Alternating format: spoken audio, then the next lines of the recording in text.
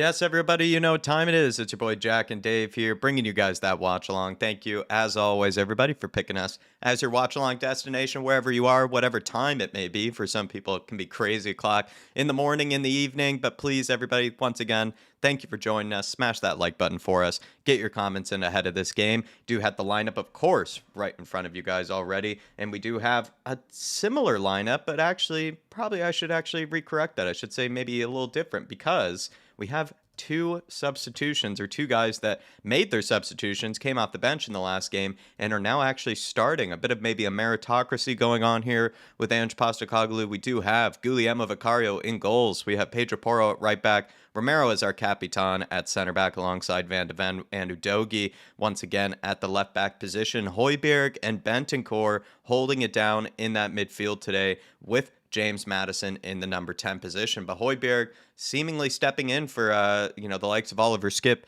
Even though I don't think we're the biggest fans of Oliver Skip sort of on this channel all the time, I sort of feel like the last couple of games he's been definitely better. And I don't know if really he played all that poorly to deserve really being benched, but I don't really care too much. I think it's about what Ange Postecoglou probably sees best for this sort of game, and I guess he's gone for Højbjerg, and Højbjerg made a terrific impact off the bench, and that's actually where I think the majority of his good moments have been from this season. Actually, it's just sort of him being on the bench, sort of seeing things from the sidelines, being able to analyze what's going wrong, how he can make an impact, do something a bit better than what he's seeing from the current midfielders. And that's where I think he's sort of thrived on this season. He's also been sort of trusted, it seems like, from Ange Postecoglou as the sort of guy that he can rely on if he needs to make a change in that midfield, needs to make a change to the tempo of the game or anything like that. And Højbjerg has sort of been that man for him, but he's actually gone for him in sort of a starting role today instead. But Bentancur keeps his spot, so it's going to be also interesting to know who sort of plays the number 6, who plays the number 8 there.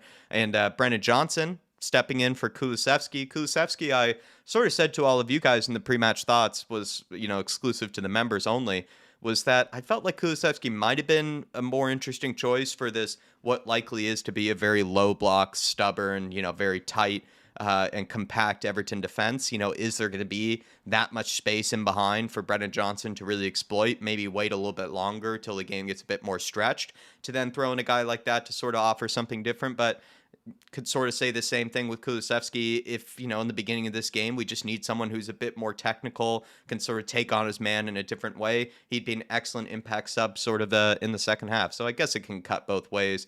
I just sort of felt like maybe Kulusevski could have been given another chance on that right wing, but he's gone for Johnson instead. Richarlison through the middle, the big R9, the big Richie. Hopefully he gets another goal today. He's on absolute fire today as well, or recently, should I say. And then Timo Werner keeping his spot on the left wing. We have Fraser Forster in goals as sort of a backup keeper. Emerson Royale is on the bench as well with Dragusin, the new signing. Davies making the bench too. I guess he's slowly coming back from injury, I imagine. And then Oliver Skip, too, is joining him on the bench with Pap Matasar, finally back from the AFCON. Pap Matasar joining him on the bench. And I sort of felt like Sarr, while technically he is available, he should probably have some type of jet lag, just even kind of post, tournament, kind of lag. It's just, I think coming back from a major tournament like that, pretty far away as well from where we currently play, over in England as well. It seems like, it'd be a tough ask for him to come back so soon. So kind of makes sense that he's on the bench here with Kulusevski,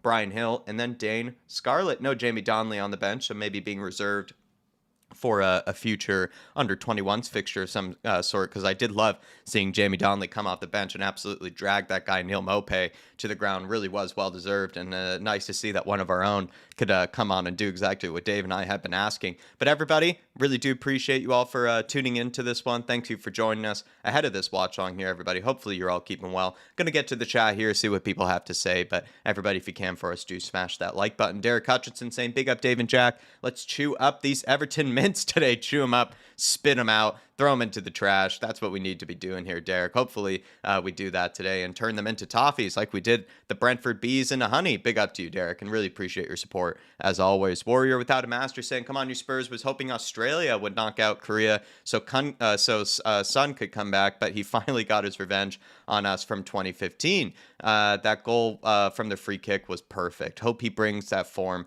back to us. I understand what, in sort of a selfish way, we do want sort of Sonny to be coming back. I sort of feel like Players like Sonny, players like Harry Kane, like they only really get so many chances, at least when they've been at Spurs, to get trophies, and whether that's with their national team or with sort of Spurs. And I just feel like, let them have their chances, let them have their opportunities. I'm not going to think that selfishly sort of about Spurs. I understand that we do need him and we rely on him, and if we're going to really be pushing up this table, we certainly will need Sonny as soon as possible. But it's nice to see that he gets an opportunity here to win a trophy. I would say, though, very hard to win a trophy if Jurgen Klinsmann's your manager, because I really do not rate him, and I think he's made things actually a lot harder on the Korean national team to win a trophy this year than maybe you would have thought. But it's sort of one for Sonny that I just kind of feel like, he deserves a trophy. He deserves to get an opportunity to do that. And yeah, I wish him all the best in the final. And also as well, right, with Australia, just sort of a team that he's found ways to to definitely punish in the past. That's for sure here. And I mean, Dave, just before I get, kind of further through the chat here, do you kind of agree? Like Harry Kane, Sonny, they only get so many chances to win a trophy, so it's hard for me to really think that selfishly about wanting him back as soon as possible. Although we do need him desperately, like just want him to get that chance to win a trophy. If he doesn't win it, he doesn't win it. But I'd like to see him win a trophy. I think that would be good, for Sonny, as well as maybe even good for sort of the team. Him bringing back that sort of vibe and energy.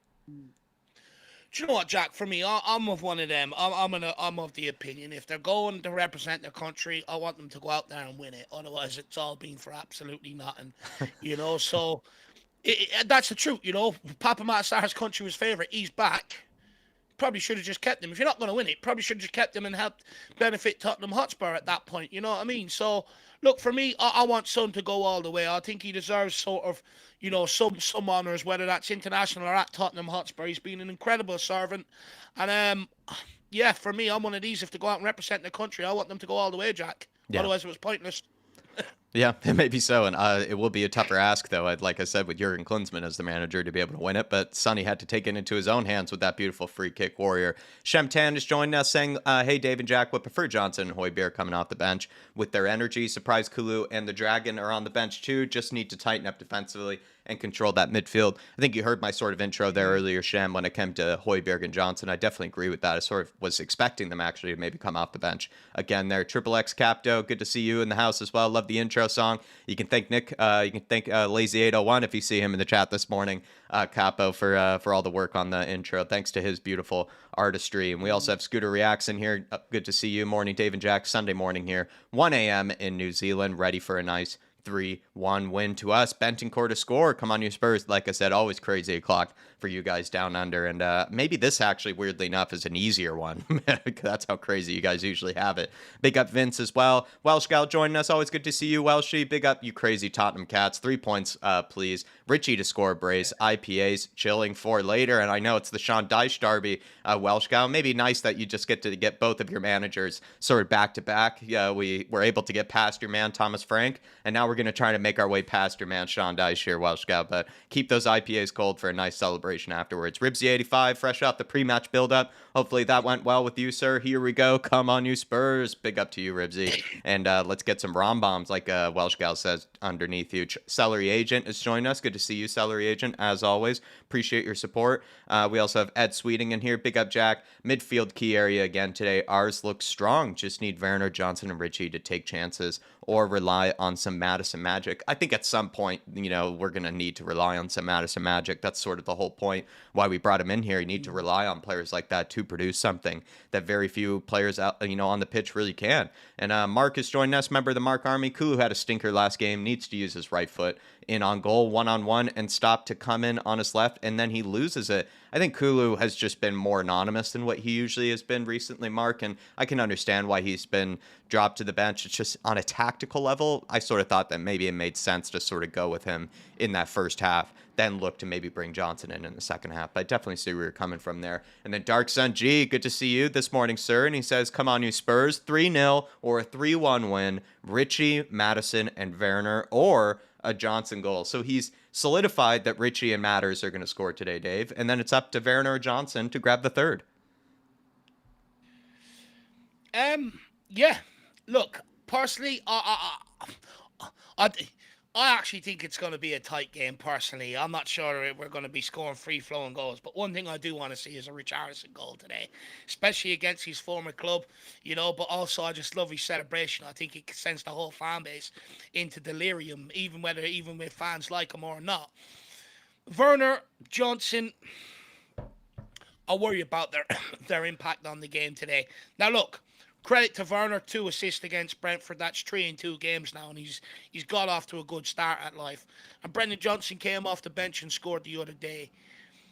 But today is one of them games. Looking at that Everton lineup, I think it's going to be a 5 across the back without possession. I think they're going to try and do exactly what Brentford done: sit in, block up the middle, and try and take the ball off Tottenham and hit them on the counter. I think that will be Everton's game plan today.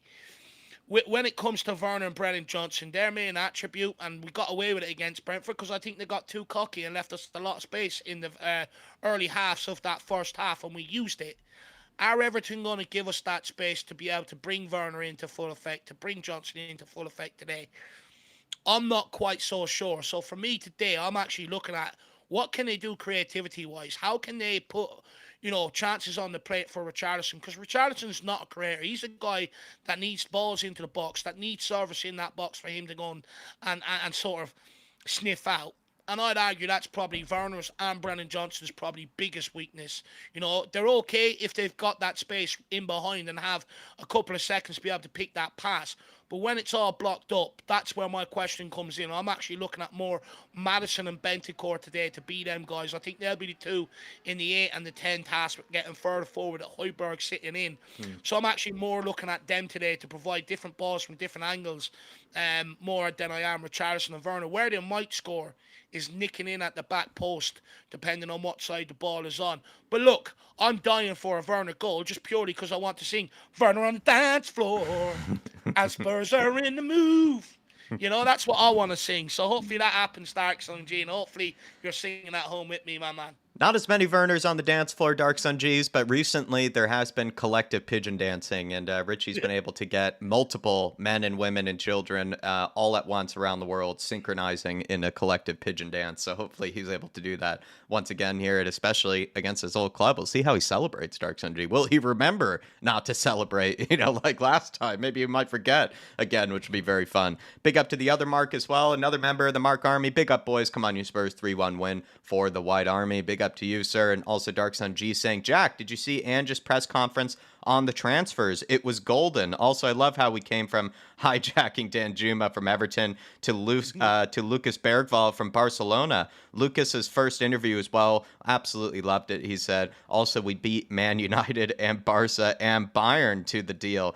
I mean, we're a more attractive sort of project or a more attractive destination, I think, Dark Sun G, than some of these other clubs when it comes to the younger players. I'd look at Barcelona, like they have so many young players as it is that they barely find sort of playing time for. And it seems like when they have brought in these younger players into sort of the setup at Barcelona, Xavi sort of intermittently uses them, but like not as much as he could be. They're also losing a lot of games. So it's not really just the great place to be. They don't even really pay your wages, on time either, Barcelona. So I imagine that would also be, a pretty important factor for some of these people. And Bayern, like kind of a bit of a mess at the moment when it comes to their own recruitment and when it comes to their own setup, not the sort of efficient, well-run sort of club that we're used to. And then Man United, me, Dark Sun G. I think, I've always sort of liked to make fun of, whatever's going on over there. And I would also say if anybody had any sense, they would also probably not look at Man United as maybe a great place to go if they really want to, go in the right pathway on their career. And Spurs, then if you rule out those clubs, not a bad place at all. And it is nice to be sort of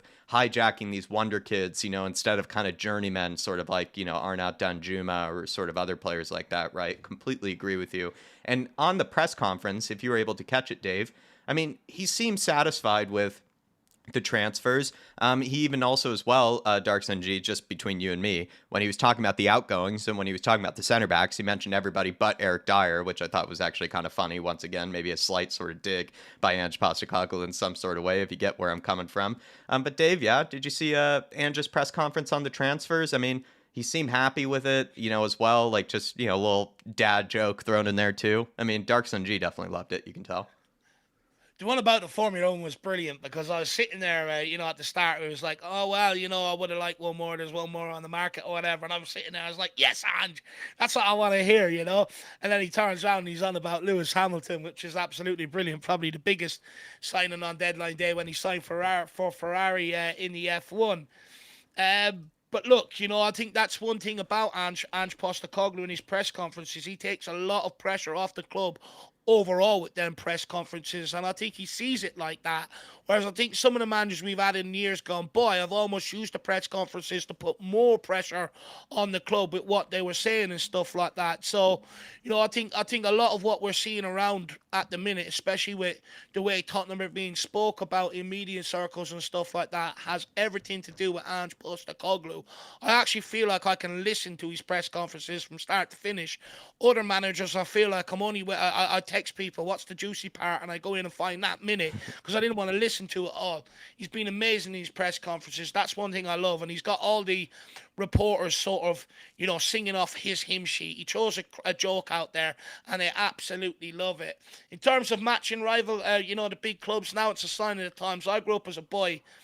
I want this player, I want that player. Spurs are linked here, and it's like Bayern Munich are after him, or, even a Chelsea, a Liverpool, United, a Madrid, a Barca, a Bayern. As soon as that happens, you're like, okay, next target. Let's go and move on to someone else.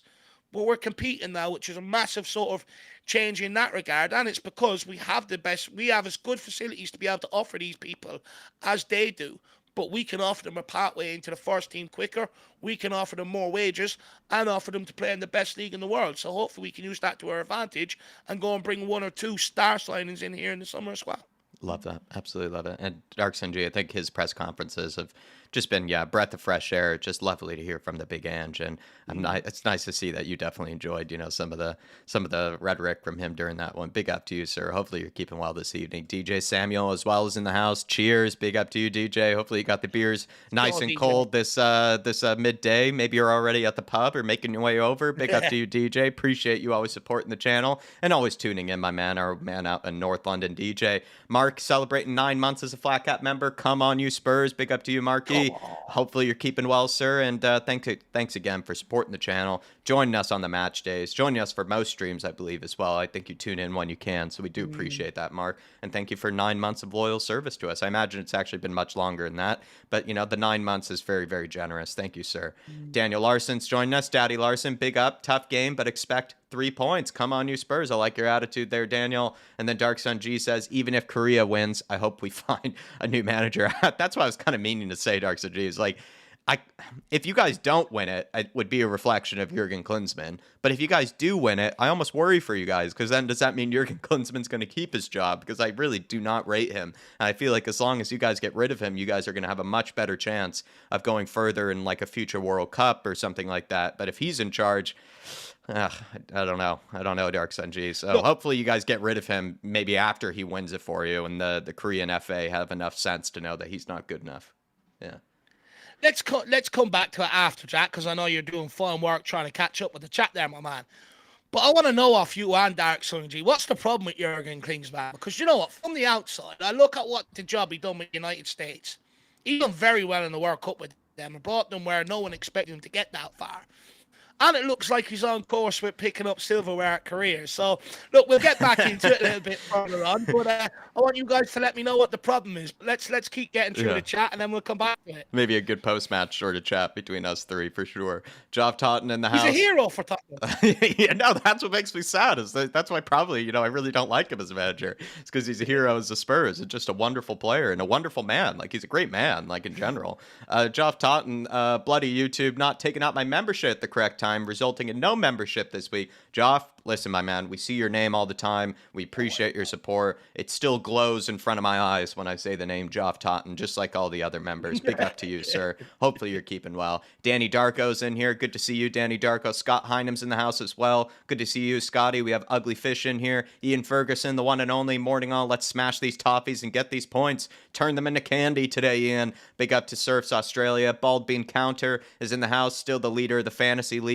Bald Bean Counter, feel free as well, my man, to check up on some of the member videos because I keep having to show you praise. And one day I want somebody to take you out. Dark Sun G says, imagine our starting 11 and bench once Son and Basuma return. I mean, Dave, that's what's crazy still is Spurs starting to look like a stronger team, but and even what's funny is certain people I've heard them, at times saying Spurs are at full strength and still forgetting that we're without Pop Matasar, Basuma, and Sonny. I mean, they're taking advantage of some of these returnees for Spurs. They've gotten so used to a depleted Spurs lineup that they now think this is still full strength. This isn't even full strength for us, Dark Sun G. We're still waiting on some other players. It's crazy. No, look, it's great. It's great to see. I mean, last year we had, a lot of the academy kids to pick from off the bench, mainly defenders. In years gone by, we haven't been able to impact games with the bench. But Brentford, with sort of players starting to come back, I'd argue it's been one of the first times this season, that we've actually been able to change the bench from the game. You go back to the Man City game. They brought on De Bruyne and Doku. They were able to strengthen their team, went on and got the 1-0 win. When we had to make changes, we weakened our team. Brentford, for me, was a sign of the times that when players are back, we've got a little bit of strength in depth there. However, I would like a bit more. I don't want to skip coming off the bench. I want a world-class player coming off the bench, or, one of the players that we've got in our lineup now coming off the bench because we've got a world-class player in there. I want a better cover in the forward line and maybe one left back. It's good and it's improving, which Dark Sun G is alluding to. But we've got to keep going, Dark Sun G. And it's a far cry from the days where we had Winks coming off and Dyer and all them. Sanchez, they're all gone, Dark Sun G. They're all gone. They're all gone, man. But it's going to be great to have Sonny and Pop Matasar as well, when they're back at full strength, because then this team just is a whole nother beast of a team. And Basuma, love to see him battle for his spot once he comes back as well, for sure. Ugly Fish, come on, you Spurs. Appreciate you. Ugly Fish, thank you for the support, my friend. And also as well, hopefully you're keeping well this evening. And, thanks for joining us as well as your watch-along destination. Hopefully we can keep you company in all the right ways ahead of what could be a very tight game, a very sort of, nail-biting or cagey game. It can be often with this Everton side. So appreciate you for the support and appreciate you for even choosing us as your destination, my man. And thanks for joining us. Mark is also saying, King Hoddle, good to see you, King Hoddle, saying afternoon, expecting a difficult game, but hoping that our greater quality will prove to be the difference in this one. They are an average side, but Dyche makes them hard to break down and a punch above their weight. I will touch on that, King Hoddle, but Dave, by the way, did send you the match link as well into the private chat when you want to pull that. Okay, great. And listen, Sean Dyche for me, King Hoddle, I think...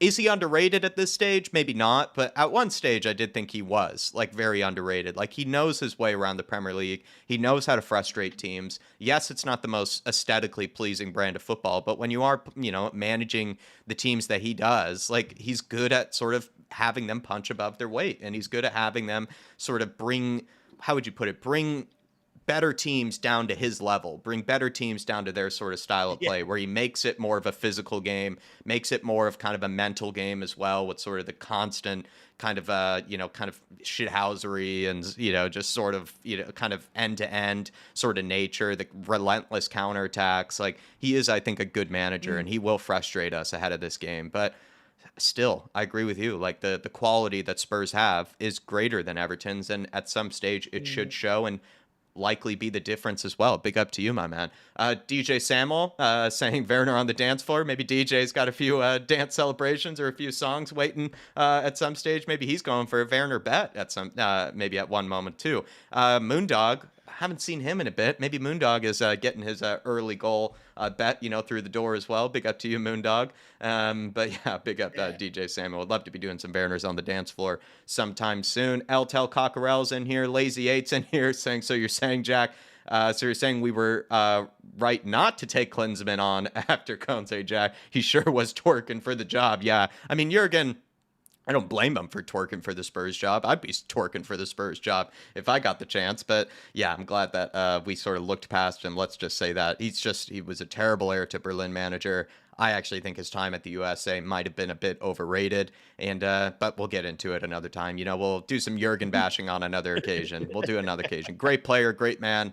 not as great of a coach. Big up to you, Lazy 8. Up nice and early as well, so hopefully you got the coffee alongside you, and yeah, hopefully you're keeping well this morning. Big up to you, Lazy 8, out in Brooklyn. Our man Big T's in the house as well. Who have you captained in fantasy today, lads? I went for Richarlison, I believe. No, I've gone for Kevin De Bruyne, I believe, Tyler. I just think now that he's back from sort of, his time away, he's just going to be tearing apart the Premier League. And then I went for Richarlison as my vice captain because whenever Richie scores, just gives that little extra boost, whenever he does end up scoring or contributing. So I've gone for Richie and Kevin De Bruyne for me, Tyler. Dave, were you able to check in on the fantasy lineup this weekend? No, I didn't make any changes whatsoever. Jacko, to be honest. I haven't made changes in a couple of weeks, because anytime I do, I end up spending points. So I'm just going to stay away from it for a couple of weeks and hopefully save up my points. And hopefully, the selections that I've made are wise and they do the job for me. He's freeballing at Big T. He's freeballing it right now. See if that team climbs up. You're still inside the top 20, though, Dave. So very proud of you there to be inside the top 20. Still in there. So maybe take a look at it after this weekend. And maybe now that the moment that you've thought about your team, all of a sudden it will go crashing down. That's usually how it goes. But Adrian Chia says, greetings from the Basuma Third Kit Society. Yeah. Come on, you Spurs. And the third kit is rocking today, Adrian Chia. We're going for it. It's a very fashionable free kit there, Adrian Chia. I like it personally, and maybe one day this season when it ends up going on sale, I'll definitely be getting it. That's what I'm thinking about, Adrian Chia, is get more of these sort of player kits and everything like that towards the end of the season when Daniel Levy starts dropping those sales, starts dropping those sort of discounts and everything on the Spurs website. That's when I'm thinking of jumping in there. But that third kit, always looking good. Very sexy third kit as well. I just think, most people, who, take care of themselves, nice in shape as well, would definitely look good in that kit. And we have kicked off here, everybody, though. So hopefully you can sync up with us as we're getting kicked off here. And thank you, everybody, for picking us as your watch-along destination. If you can, for us, smash that like button. Adrian Chia, appreciate you, sir. And hopefully not the craziest of scripts, but I always say that because usually is going to be a crazy script. So thank you, Adrian. Appreciate you, sir. Big up, Adrian, my man. Really appreciate support and hopefully an easy script today. Just quickly welcome in Skunkworks. Great to see you. Martin Knightsbridge. Great to see you as always, my man. Sweeney Todd. Good to see you. Vince Power. Akshag. Stevie Fraser. Ed Sweat and Lisa O. Good to see you. Mr. Maddox. Great to see you as well, my man. Jacob Anderson as well, one of our elite members. Need a big win today. Going to be a big game, and I think Spurs will win 3-0. We are wearing the third kit, so we will see. Seems like they never play well in the third kit. Do you know what? On that, just quickly, I know United used to have a great kit, right? And they were struggling to perform in that kit. And it turns out Sir Alex Ferguson met with this sort of eye expert, and she was saying it's hard for players to sort of recognise each other in the grey because it sort of blends in a lot with the colours that are in the crowd and stuff like that. So United end up switching it. I wonder, should we do the same? We'll see how we get on here today, though. Big up, my man. And then we have Brian Dempsey, member for 17 months. What a legend. And also big up Paddy Higgins in as well. But Brian Dempsey says, all right, Dave and Jack, great to see you guys. Richie, Brace, and Rodri. Come on, let's go. Come on, you Spurs. Jack, Richie, Brace today. Oh, here we go. We're on the nice break here. We're already on a nice break led by the Richie. Already some good hold-up play from our man. Would love a Richie brace. Pay him, Johnson. I felt a brace in the last game more than I did this game, Brian, but maybe I was going a little too early, and this was the game where he picks up the brace. But would love to just see Richie continue to pick up some goals here for us because he really has been terrific and has sort of been carrying us while Son has been gone. He's actually answered the call that Sonny sort of asked of him, while I'm gone, need you to be scoring the goals for us, need you to be the Spurs striker, and I think he has been. For the most part. So I hope Richie grabs that brace, and I hope he forgets that he's going up against his own club when he does the celebration, Brian. And Bentancur, good man in the air. Dave has been saying that recently. He's actually a guy that's more useful in sort of set pieces than sometimes we give him credit for. So definitely somebody to look out as well, maybe for a goal at some stage through a set piece, I'd say.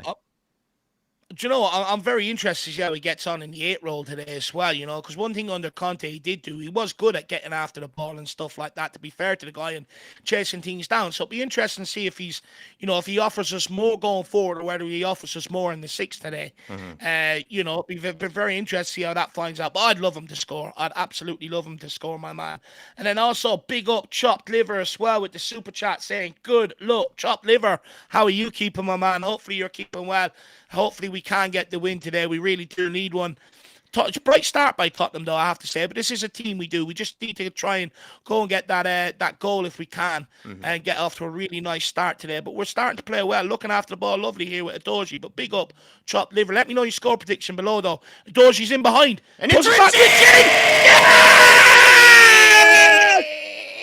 Prue! Baby Richie! Come on! Nice and early, Richie. Get that goal for us, Brian son. Dempsey. Come on. He preempted it. Big Preempted Richie. it, Brian Dempsey. Oh, there we Come go. on. Come on, Rich. 1-0 to the goal. Oh. Oh, love it, Rich. Come on, son. Come on, Big Rich. There you go, baby. There you are, right in front of his own crowd. Come on, Jacko. 1-0 to the good already. And Richie's Your defense is terrified of Richie's on fire. Richie's on fire. Ooh. Come on, Rich. Oh, Spurs already tearing up. Oh, it's a great finish as well, actually, to be fair to him. It's definitely not an easy one. It's left-footed, too. Put on a plate by Destiny as well. What a ball. Top of the net. Slams it into the net. Great. Just down that left side, we're already tearing them apart, I must say. We already had a few moments created. And Udogie picking up that early assist. Udogie, everybody, who has him in there? I was thinking about adding him to the fantasy team. He's been great on the fantasy team recently, Udogie. So really nice one there. Richarlison already picking me up those goals as well. Chop liver. Let's turn Everton into chop liver today, my man. Let's turn him into the chop liver. Appreciate the support. Very generous. And right before Richie scored as well. And then also, Drew Zilla, member for 5 months. Big up, Drew, my man. How are you keeping, sir? Do you know what, Drew? I've often wondered, what country are you from? I can't remember, so please let me know. But he said, big up, lads. Let's go. Richie on fire. Come on. That he is, my man. What's that other song that they sing about him? You know, he's Tottenham's number 9 or something like that. Absolutely love it. He's on fire. Every defense is terrified, Drew. Every defense must be terrified now of Richarlison. He's causing havoc throughout the Premier League. He is the most informed. 8-8 now, Jacko. 8 in a row, 8-8. He's easily, I think there's some stat I saw too, Drew, and Dark Sun G, I bet probably already knew this stat before I did, but he is the most informed Brazilian, basically, in European football right now. He has more goals than any Brazilian international in Europe. More goals than any Brazilian international in Europe. Sort of shows, how far maybe Brazil have sort of fallen to a degree. But Richarlison, just our man on fire right now. He's our man on fire. No, I'm absolutely buzzing for him. And, he's starting to look like the guy that we brought in from Everton. And I'd argue probably even improving on his game a little as well.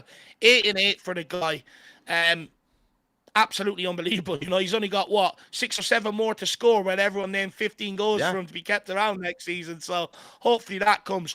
Do you know what though, Jack? Disappointed he didn't celebrate it. I did say in the pre-match build-up, I wanted him to go for it and just throw a whole grenade in there and it riled them up a little bit, But look, good start by Tottenham. We are making them look like toffees. As a toffee, you sort of put them in your mouth.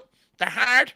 You got to soften them up a little bit, right? With a little bit of foreplay, and that's exactly what we done. Come on. Now Spurs have just oozed Everton into this 1-0 lead. Let's just keep it rolling here, everybody. Let's grab another. Let's grab a second. Big up, Drew. Appreciate the support, man. And then Dark Sun G saying, this is the Richie we signed from them. 8-8. Come on, you Spurs. The most informed Brazilian in Europe right now, my son. And as well, Richarlison, he's just looking like his old self. Like, he's looking like the man we saw at Everton. Like Dave maybe brought up, almost an even better version of that man that we've seen at Everton. His hold-up play has improved tremendously. That's actually, I think, been the biggest asset of his in recent games, has actually been his hold-up play. It's almost like time slows down, when we've even, hit it into him. He just has great strength, has been able to bring others into play. It's not ballooning off of him like it used to. He's just been terrific. He's doing every side of the game that we've been needing from him as a striker. He's our Tottenham number 9 right now. Dark Sun G is our Tottenham number 9. Big up, sir. And if you partake in a little fantasy, Dark Sun G, definitely get Richie into the fantasy team. He's on fire right now. He's killing it. Big up, though. Really appreciate the support. And good to see so many of people already joined in. It's a little early for me, so I moved a little slower than usual on sort of welcoming everybody in. But really appreciate everybody for tuning in. 1-0 lead. Not even 10 minutes in. Come on, lads. Great start. Oh, it's exactly what we needed, to get a stranglehold on this top 4. But by the way, everyone, big up Jack. You know, it's not easy to be sitting in front of a camera at 7 o'clock in the morning. So big up That's why I Jack wear for the the flat commitment cap. on that. You know, I was nearly late for the pre-match build-up, and that started at 9:15. So you know, fair play to Jacko. Absolutely unreal commitment, and delighted he gets the reward with Richie. Like, But I come want on. to just quickly give Adoji a bit of credit. You know, Yeah. off the back of last week, tough game, giving away a couple of goals. I mean, what a ball. It's absolutely perfect for Richarlison just to basically, you know, swing his club out and put it in the back of the net. Absolutely brilliant from Yeah. Destiny Adoji. I want to see more of that. Here we go. Go on, Big Rich. Go on. Great pass. Here we are. Into it looks to be Madison. Madison. Oh! Great left-footed Nearly hit there. 2-1. Nearly 2-1, you're right. Whew. Come on. And Let's kill them off. Drew Zilla saying I'm actually an American now, originally from Southeast London, living now in Kansas City, Missouri. Big up to you, Drew. I've never been to Kansas City, but I have heard good things about the barbecue, and I'm a big fan of the barbecue. So I imagine it's very good. If you like barbecue, I bet it's very good over there. So I've heard. So big up Kansas City, big up Drew Zilla, and welcome to the States, my friend. Welcome to the States. You're an honorary Yank. Pedro Porro, let's whip it in, son. Whip it into the rich. Oh, nearly got on the end of that. Here we go, Sauceberg. Oh, you got to put your foot over that, Saucy. Oh, unlucky. He's got the hair matted down as well. He's looking sharp. I think he's feeling one. He's gone for the European look for sure. I would say with all his money, he does need a haircut. But anyway, you know, he's looking ready. Sorry, Darkston G. It said 2-1. Yeah, I meant 2-0. Big up, man. That start is exactly what we needed because Sean Dyche's game plan was to set up, you know, frustrate Tottenham and hit them on the counter. You know, that game plan, we score another one. That game plan has to go out the window. So, what a start by Tottenham. We needed that. Good defended by Rombom. I'd love him to score today. Yeah, I need a Rombom today. Big up Dan Coys. Thanks for joining us as always, sir. Over the edge. Big up Dan Coys. Big up David Shire. Big up Tottenham Teacher. So many members in the house. I apologize if I missed you at any stage, but really appreciate all of you. Thank you so much for tuning in, everybody. Good to see you all. Stuff. There's probably some protest about the Premier League, you know, screwing them over constantly with the... Do you know what? Right? I get it. But they pleaded guilty. And one thing I'm sick of is people from Liverpool crying. You know, I was listening to something yesterday, and something on DR Sports came on after, and it was the start before the Man City game. And it was the day of the Jurgen Klopp news. But, right, Tottenham are playing Man City. And the Liverpool fans couldn't help but keep bringing up Jurgen Klopp at every opportunity. They just moan and cry all the time. I'm sick of it. No, just had enough. I'm with you there. I'm definitely with you there. It's sort of like you did what you did. Like, you are guilty of the crime. Like, well, what's there to really cry about? Like it's like crying about being guilty of something. I agree with you. They don't understand this. They pleaded guilty. City are fighting it. That's why City haven't got their point deduction yet. But I'm just sick of Liverpool, people from around Liverpool just crying all the time. It's always them. Yeah, I know what you mean. Vicario having to clear it off the line. They're definitely doing the Man City tactic. We need to watch that. But they're the ones that originally started that. They done that to us back in December. Mm-hmm. And ever since then, Brentford tried it. City have tried it. Great start. Come on, lads. Love starting off with a Richie goal. Love starting that way. But let's grab some more, please. People in the chat, let me know. Are you just sick of them crying? I am. I've had enough of it. Yeah, and it was just last night where I had enough. You know, it was the day Jurgen Klopp news came out, and they're talking about the build-up and how exciting it is under Tottenham. And the next thing, Liverpool guy comes in and goes, "Yeah, well, we've got a bright future going forward once Klopp leaves." And you're just like, "Shut up! No one cares. We're talking about Tottenham. Be quiet. Simply, what are you doing here, idiot?" Anyway. Enough of that. Let's get back to the game.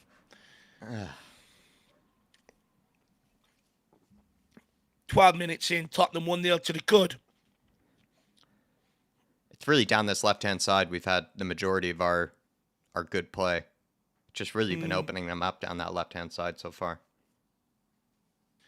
No, it's been good. You're right, though. Everything has sort of gone down the left. It's where that space is. That's because they're missing Seamus Coleman. You know, if he was there, it'd be a different story. He's a good defender.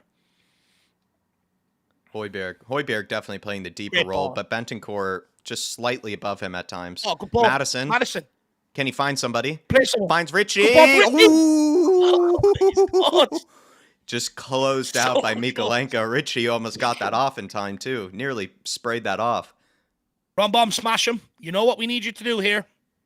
Great defending by Romero, holding up Calvert-Lewin. He checked the left side, though. Get bodies across.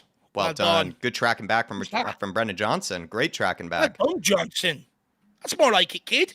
He's listening to me, I swear. Oh! Skins him as well. Skins him. Ah. Oh, and he loses it. Unlucky. Nearly had that extra touch. He tried to do him twice. And it's a foul by Højbjerg. Decent tactical foul from Højbjerg there.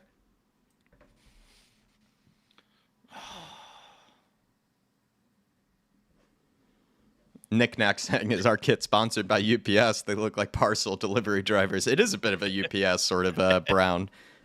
I'd say the UPS one is slightly, you know, a little bit of a darker brown, but definitely close. Definitely close. Oh, they must be thinking that's a penalty. They must be thinking that's a penalty. That's a joke if they are. Look at them crying again. Someone, honestly, can we get Kleenex to sponsor the Liverpool clubs going forward? Look at their fan base in the crowd, just crying and moaning. Uh-oh, top of the box here. Great block from Richie. Great block.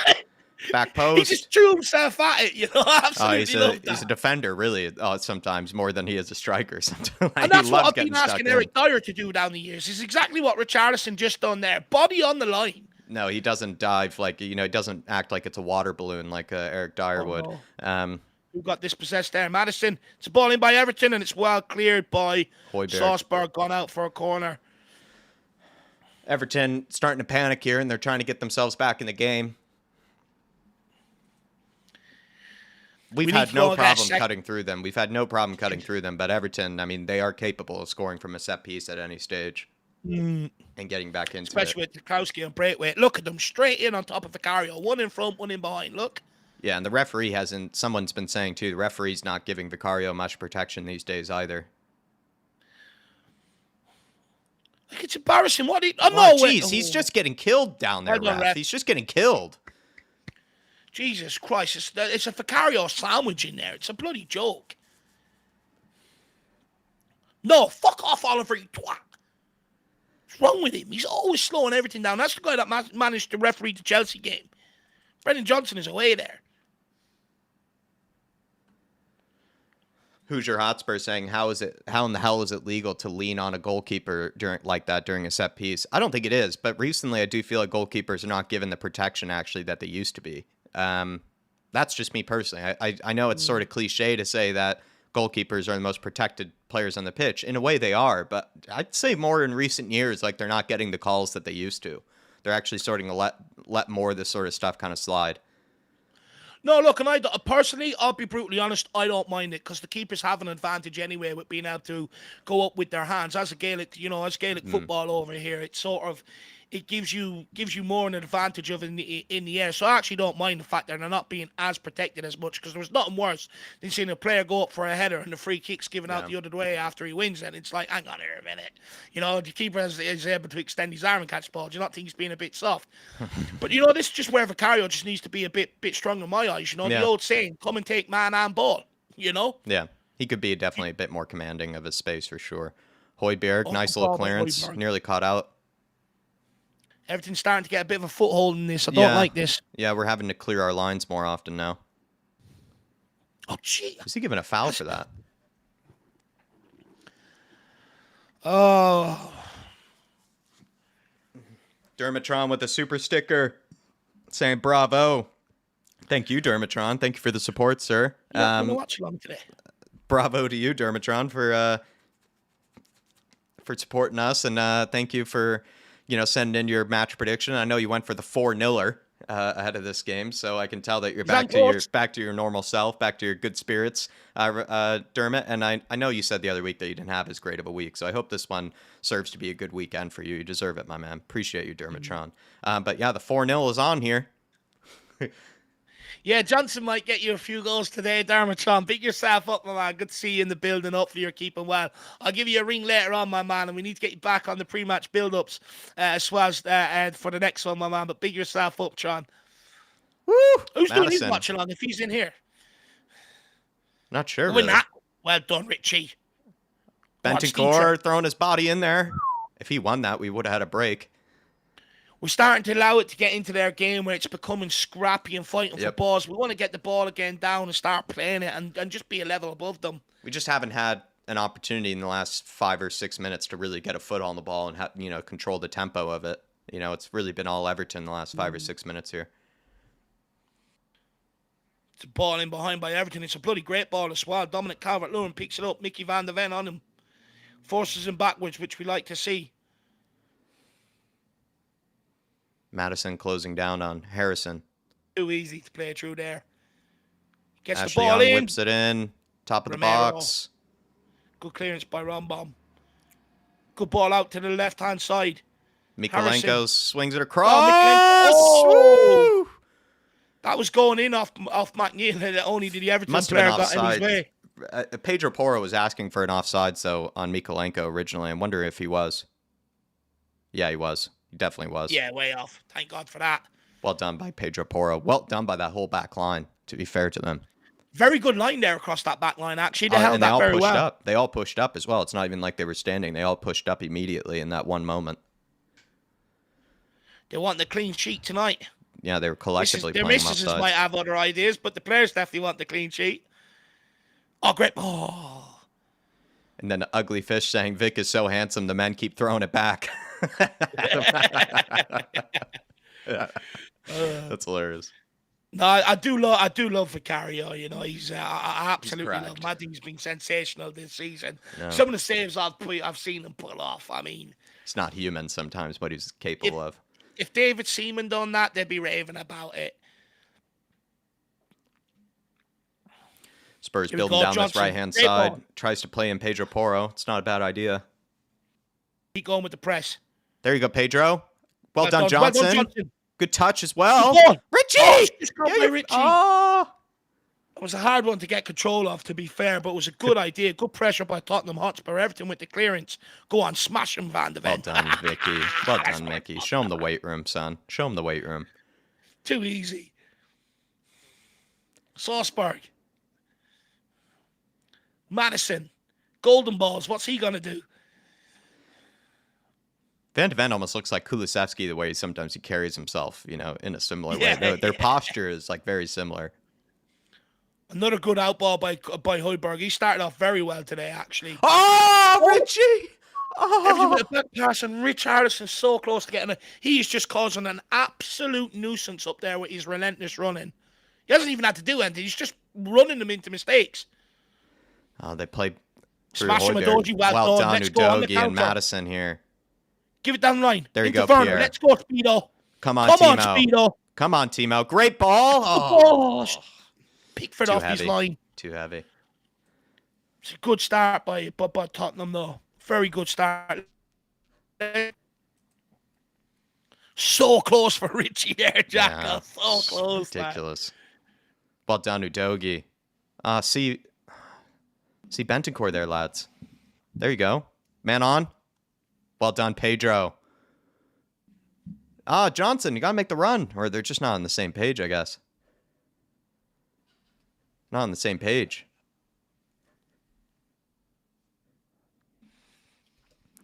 Couple of overhit balls there into the final third. Mm-hmm.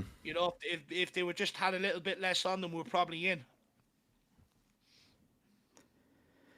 Throwing for Spurs, Pedro Porro. Well done, Richie. Oh, given away by Højbjerg. Ball behind here. Calvert-Lewin. Wow, Van de Ven. Incredible. And he's asking for the lino as well to do his job. He did look offsides. Yeah, the lino is just he's gotten out of bed a little late this morning, it looks like. He's just letting the defensive line do the job for him. I mean, he's miles off. He's not really helping us out, this lino. Do you know what? It's a thing in the Premier League this year where they're trying to let it go. But they're not even doing their own job. Unless it's... That's sort of like... No, but what they're trying to do is, right, they're letting it go, and then if nothing happens, they'll put the flag up. But I don't like it personally. I think it's... I can understand why they do it, because in years gone by, they've given tight decisions, and maybe they've been onside and stuff like that. But it's just annoying because, you see Van de Ven at full sprint back there, later on in the season, that could cause him a hamstring issue or Yeah, something like that, very true. Timo. I just personally, when it's so obvious, I just don't get it. Like, I think the referees should, at least still be held accountable to do the most obvious of ones, and yet they still Yeah. they'll keep their flag down for the most obvious of ones, and that's where I get a little frustrated. Yeah. If it's No, I agree. remotely close, I agree. It's sure, very keep it frustrating. down. But when it's not even close at all, it just doesn't make much sense to me. Well done, Richie. Oh. Yeah, but Everton here, I mean, great start from Spurs. It's just Everton, I think, when you go 1-0 down like that, you're going to sort of snap yourself, together. And I think that's what Everton are having to do here. I mean, they have caused us a few trouble, but like from the moments they've caused us some trouble, it's actually been from offside sort of moves. So at this moment in time, it's been a fast start. A little cagey at this stage, I would say, because Everton have gotten more foothold in the game. Yeah. But scoring, taking advantage of the early start was absolutely crucial. That's the main thing. We took advantage of it, and games gone by, we haven't maybe took that sort of advantage and put teams, to the sword early on, and they sort of caught us on the counter. Yeah. Whereas at least this one, we're in the ascendancy, because we took the advantage there. But Everton are starting to pile on the pressure, and we're starting to make stupid mistakes. Yeah. Stupid by a dozy. Just clear it, man. Put it out for a corner kick. Well, he had to do it twice for a corner kick. Just gotta ride this storm, and we'll catch them with a second. I'm convinced of it. Yeah, they're pushing us back. We're finding it hard as well to sort of stay higher up the pitch. Actually, they're pushing us back, Everton. I just want to see us up for the fight a little bit more. It's a good ball in though. Back post, free header. How's he put that wide? It's climbing all over us as well. These Everton players. How has he missed that? That is shocking. Wow, that's a shocking miss. He needs to spend more time on his finishing and less time on his man bun. I mean, Vicario is just getting assaulted down there. Oh, Nana, pretty lucky him and Doucouré are out ahead of this one. They're two great midfielders for them. They're probably two of their best players, even, I'd say. Oh, well done, Johnson. Go on, Porinator. Nothing he could do there. Two players hunting him down. It's just frustrating. Need to get spell of that possession again and, sort of kill off Everton's enthusiasm a little bit right now because they're gaining into the game. It's a good pass into the midfield. Back out. Who's that? Mikalenko. Good ball. He's on. Wow, great challenge. Who's that? Van de Ven again.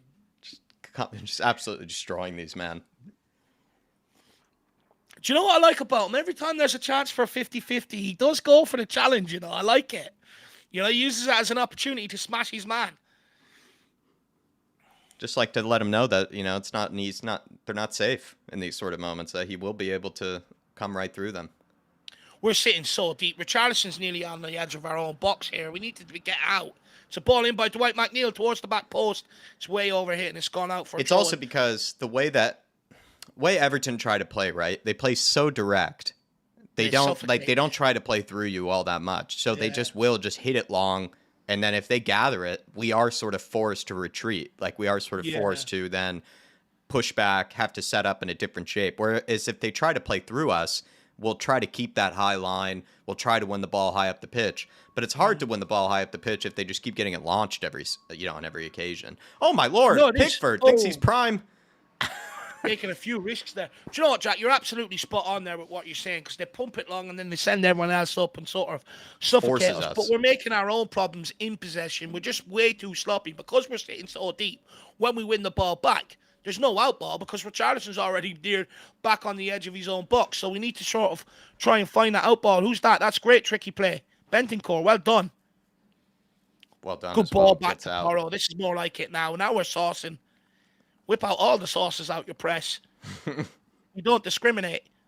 Mayo, ketchup, get brown all the sauces sauce, out from the fridge. taco, whatever you want. Here we go. Good ball in behind. Come on, Johnson. Nah, come on. That's soft. It's gone down way too easy. We need to find Timo more. I feel like, once we have much more freedom down that left side. We started bright down that left side, and now it's sort of faded again. Him and Timo were Or Udogie and Timo were combining well. Need Madison to get a foothold in this game. He's been extremely quiet. Yeah, that's true. Everton coming down the right-hand side here. It's a good ball into the box. Flashed right across. They're going to connect on one of these. Warning signs are there. Not enough sides? Feels like we were asking for an offside.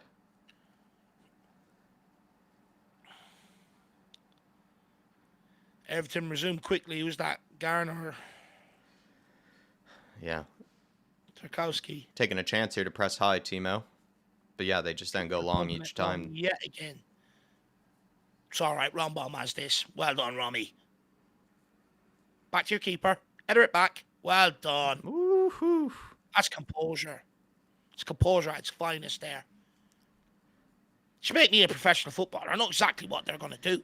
Sean Maddox saying everyone is running away from the ball at the moment. It's just another shit out ball again. Yeah, we're struggling to get out here. Everton winding up another cross. Gone out for another corner. Wake up, Tottenham. Come on. King Hoddle saying PEH has been giving it away too much. Yeah, you had a bright start, but I must say we are struggling to get out here, and I don't think the midfield has really done enough, to be honest, King Hoddle. Midfield faded out of the game. They were in it when we were in possession, but as soon as Everton wrapped it up a little and got in with the fight, we've come out of the game. Yeah. Hoiberg and Bentancur and Madison have all been a little... already touched the ball. All been a little sloppy. Oh, Jesus. Is it in? No, it's a... Has he given a foul? No, it's given, It's is it? 1-1. Fuck's sake. We knew this was coming. We just have to get our foothold on the ball. It's absolutely shocking. Vicario's looking for a free out. He's looking for a free. Vicario, he's not giving it. He's not Coro's giving saying it. It's been given. Get it up for a goal, for a kickoff again. Vicario's going mad. Are they even going to look at this? We're getting bullied far too much on these. But it's also like we're not getting any help from the referees. We're not going to get much help either. The midfield... He's convinced it's a foul. He's absolutely convinced. But you know what? This is something he's going to have to learn to deal with, though. This is going to keep happening to him if he can't deal with it. It's just another in-swinger. We knew this was coming. It's just poor by the Mario. It's poor again. He doesn't parry it well. He's got to put this over his own bar from there. Harrison's leaning into him, but he's got to still do better. He's got to put that over his own bar there. See, every team's going to do this because they know he wants to punch the ball. He flaps at it, gets it wrong. It's a goal. Nothing to complain about there, to be brutally honest.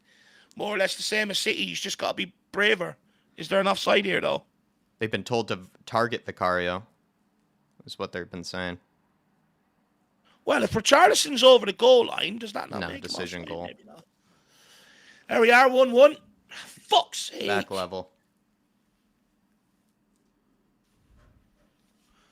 And it's all our own doing. Again, we just take our foot off the gas at the wrong time.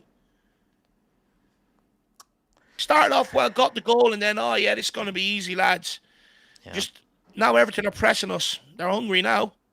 Yeah. Forcing Vicario to go along, forcing him into mistakes. We need to bloody wake up. We need an out ball. It's just these set pieces that we just can't give them away so easily as well. We started giving them away kind of like fun. Started giving away these set pieces for fun, and they're going to take advantage of them. The midfield aren't up for the battle, and none of the forward players are holding the ball up. It's just so annoying. Yeah. You're in the ascendancy, keep going, go and kill them off. No, we sit back and allow them back into the game. We do this every fucking week.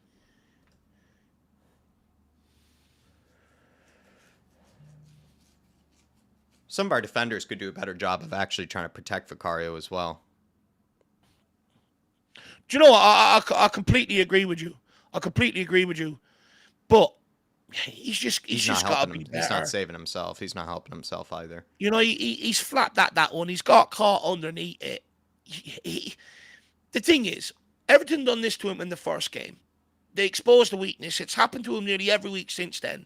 And every team's going to do it unless he starts learning to be able to deal with it. You know, you look at Burnley now. Every team puts in swinging corners on top of Trafford because he flaps at it. You know, and he can't deal with them. Vicario has to do better, and it's his only weakness. Just has to be stronger. Stop looking for the fouls. Stop looking to be protected. Protect yourself. would say, like, Jack Harrison, though, he's, like, digging his elbow, like, into him there. Like, it is a little interesting that it's just not much of a, I mean, it felt like that used to be given all the time as sort He's of a only free. leaning. I get it. I do get it. You know, it's only a slight nudge when you're going up in the air can put you off a little, but I don't know. I just don't think there's enough for me to be able to award a free out. Probably I not. don't think there's enough contact. I think Vicario sort of feels the contact and looks for it personally.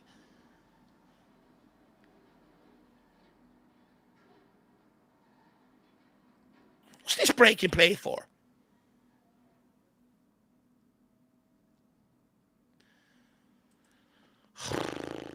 It's got to be another. We haven't played well for the last 15 minutes, says King Huddle. I'd agree with that. No, been sloppy, been crap. Absolutely crap the last 15. Vic has to be stronger there, says Marlon Green. This always happens when we go 1-0 up, says Daniel. Yeah. Yeah, always. Just complacent. We Sort of spoke thought about that. it last week, Jack. You know, we used to speak about it when Basuma was out there. You know, it always seems to happen. Donovan Osterreicher said if that was Allison, it would have been called back. Yeah, probably. Yeah, probably, to be fair. Probably. It's just so frustrating, man.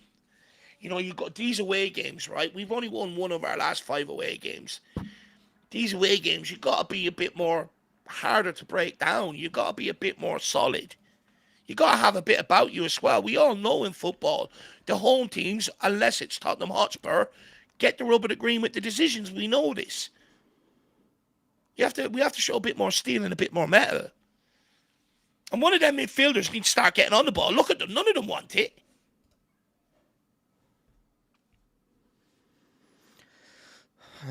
Rambam. Van de Ven into Madison. Just put that around the corner to Højbjerg. You don't need to go back to Van de Ven there.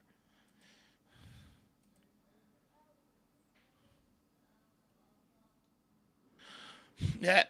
Slow little passes again. Yeah, 5 very yards. sloppy. We're just giving it away. Like, and when we give it away in these areas, we will get punished. It's just infuriating. It's just like, what's Madison so casual there for? Is he not expecting someone to put pressure on him or something? Well done, Great Bentancur. touch by Bentancur. It does. You play Werner. Timo. Great ball. Win that match. Well Back done. to Timo. Let's go, Werner. Sloppy Go on, touch. Timo. Sloppy touch. Struggling here. Struggling to get it under control here. Midfield, forwards, everybody. Giving it away. Sloppy passes. Some of the players as well aren't coming to the ball strongly enough. They're kind of they're holding out when coming towards the ball. This is my frustration. Do we have to wait for halftime every week to be told what to do, you know? Yeah. Who's out there telling the players to start waking up? Who's going around clapping them in, getting in their head? Wake up. Show me a bit more intensity. Why do they always have to wait till halftime for a manager to say something to them? Pierre, though, as well. Giving it away there for no reason at all.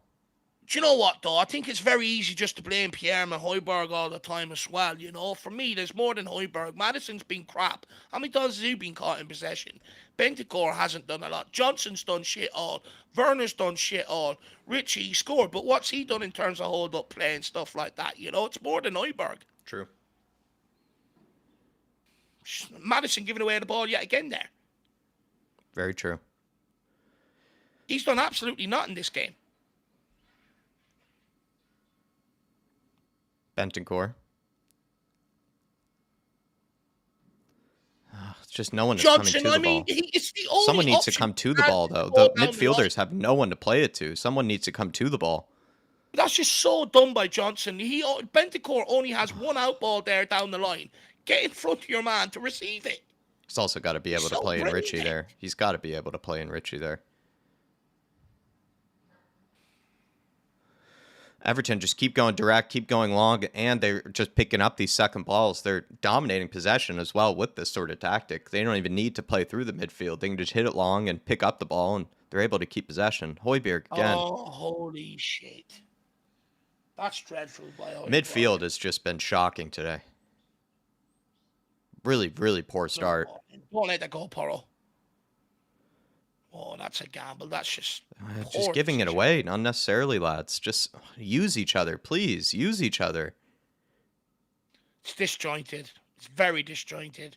Now go. Look at the space you got. Richie, on to Bentancur. This is more like it.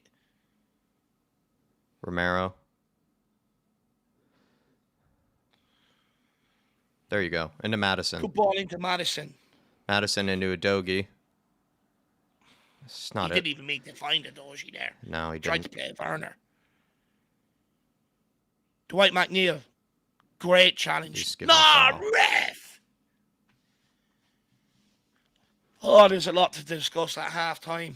I think it's the problem is really the midfield, and they're just giving it away far too often. Just not even crisp passing from them. Sloppy passing from the Midfield and the midfield. forward line. Yeah. And the forward line is just not coming to the ball. That's the other thing. Yeah. Like, they're not actually dropping deep to pick up the ball from these midfielders.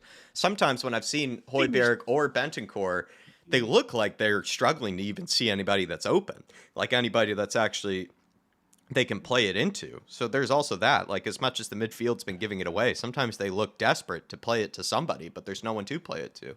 The thing is, the wingers are obviously told, run in behind, leave Richarlison as the outball, right? But the problem I've got is, okay, as a winger, you're being told to run in behind, but you use your brain. If Bentancur, the only option is for him to play it down the line, you drop into feet to take that. If there's space, that's when you run in behind. Mm-hmm. It's just, some of them are just so brain dead.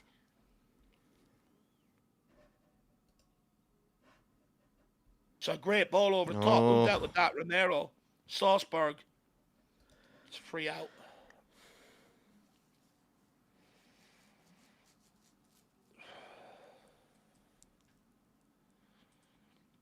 I just want us to be a bit more streetwise at times.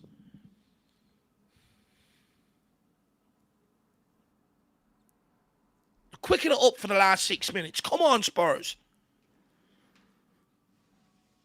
Boom, back to Vicario. Right, you've drawn everything out now. Where's the out ball?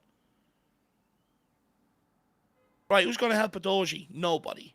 Yeah, he's got nowhere They're to on go. him Well like done, flies. That's not Udogie. free. Well done, Udogie. Find Timo. Play well again. done. See Madison. Give you a cross. There you Good go. ball by Madison to Werner. Speedo, take your time. Come on, Richie's Timo. there. Come on, Timo. Matters. Lovely play from Matters. Richie! Richarlison!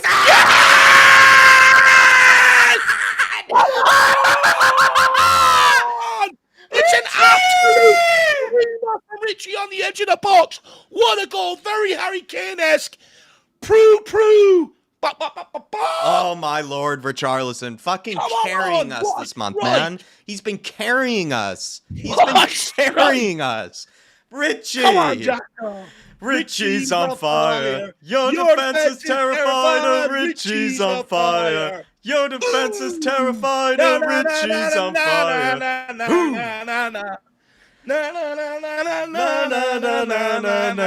Richie bomb. It's a Richie bomb. It's a Rich bomb. Oh, sort of like, kind of just guides it in. He almost catches Pickford out. He kind of just catches Pickford out, I think. Catches him off guard. That's one thing I no, would he have just said, bends it around him. It's actually, a class finish. Box. It's a class finish. He just bends it around him. Power bomb, Richie bomb, Ribsy 85. Oh, he's been carrying us, this man, Richie. The Richie brace, everybody. Who put money on the Richie brace? Who put money on the Richie brace? Come on, lads. Oh, let's go. Oh. Let's go. He's really stepped up in Son's absence.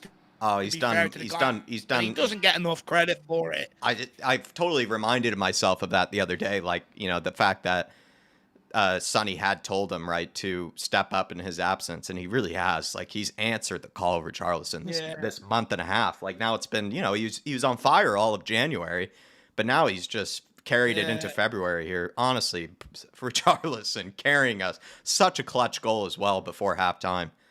So clutch. Needed that. Goal. Against the run of play as well. Against the run of play. Well done, Richie. Good awareness by Madison to flick it on, realize he's being closed down. But let's make under no illusion. Although it goes down as an assist for Madison, I mean, Richie pulled that one out of the bag there. That's special. Going for the hat trick tonight. Come on, Richie. He's on a hat trick. So, Jack, just to perfect the Richie's on fire song, just in case he gets his hat trick, right? Instead of going, ooh, we'll go, Prove. Oh my lord, that came out of nowhere as well. What Richarlison, oh my lord, carrying us, man. He's a belter. It's at 50 miles an hour. Richie, come on. Richie He looks good, looks fine. 10 goals in the Premier League, right? Says Dark Sun G. Come on, you Spurs! Finally, What's that? 9-8 now. 9-8, Dark Sun G. He might have 10 in goals, total. 3 assists this season. 10 goals, 3 assists this season. If he reaches the 14 or 15 as well, Dark Sun G, he's done exactly what everybody set out for him too. It's already nearly 15 goal involvements. He's getting so close to what everybody thought would have been an impossible number for him to get to, and here he is, so close to it. How is that not a foul? Holy shit! He's just got taken out there, ref. He just got bulldozed there. Romero. Now, if I wanted to be, great challenge. If I wanted to be, nitpicky when it comes to Richarlison, I think where he needs to add more goals is the bigger games. Yeah. But he scored against United, but you look at Man City, he hasn't scored there. Hasn't scored against Chelsea, Liverpool. The bigger games I think is where he probably needs to add a few more goals. But 10 goals and 3 assists to his name this season. That's 9 goals in 8 games. He's on absolute fire. Someone needs to call the fire department and warn them. Definitely. Get out the fire extinguishers if he scores a hat trick. Well done, Pedro Porro here. Great You're strength. sick if you're an Everton fan, though, aren't you? You're absolutely livid. They don't need any more reasons to cry. Stop it, Richie. Yeah, he's ref! He's just getting taken out here. Ref, he's on 2 occasions now. Oh, my Lord, Romero. Shit. What are you Romero, doing, that's man, poor. Romero? Everton with a 3-on-2 to have a shot. What are you doing, Romero? Another thing for them to cry about. Actually, though, Dave, on 2 occasions, this ref has just let 2 tackles on Richarlison just go completely unchallenged. Like, he's been taken out twice. It's the same ref from the Chelsea game, Jack. You watch. We'll make one challenge. You pull out a yellow card. You watch. It's Oliver. It's Olive Tree again. It's Olive Tree. You're right. What do you expect? And then you're doubling her out. You're doubling up with Stuart Pratwell in the VAR room as well. To even call him Olive Tree is actually being a bit kind, because olive trees are usually a nice omen. I just call him an olive. Or a tree. Just a big fat green olive, this guy. Oh, my Lord, another set piece. What a save by Vicario. Oh, my God, Jesus. he has made up for the last set one. pieces, man. Here we go. Richie's Fine out. Timo. Werner. Why'd they cut to That Vicario? We were trying to watch the play there. Why are they cutting to Vicario? It's a joke. Something for them to moan They're trying to make again, Vicario nervous, the cameraman. What a save, though. He's made up for the last one. It's a great ball to the back post. Oh, look at that save. And look at that foot as well that he sticks out. Oh, my Lord, Vicario. Everybody's saying we need to protect him more. I think we're right. Like, as much as he's getting bullied, like, we need to see more people helping him out with all this shoving. Shove them back. We need some defenders to help him out, not getting just pushed on the whole time. Somebody needs to stand in front of Vicario that's on our own team. Well, like when we were playing, we were told if any of the opposition players goes near a goalkeeper on the corner, get yourself between him and the goalkeeper and start pushing him out. Everybody's saying protect the effing keeper. Yeah, I agree. But I do maintain a good goalkeeper also can protect himself. But we do need to help. Oh, no, it's a ball into Calvert-Lewin. Turns, gets striked. It's blocked. It's another ball towards the end of the box. Garner. Turn him into a garnish by the time we're finished. McNeil.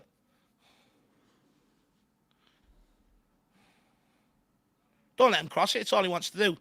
See it out, Pedro. Well done, son.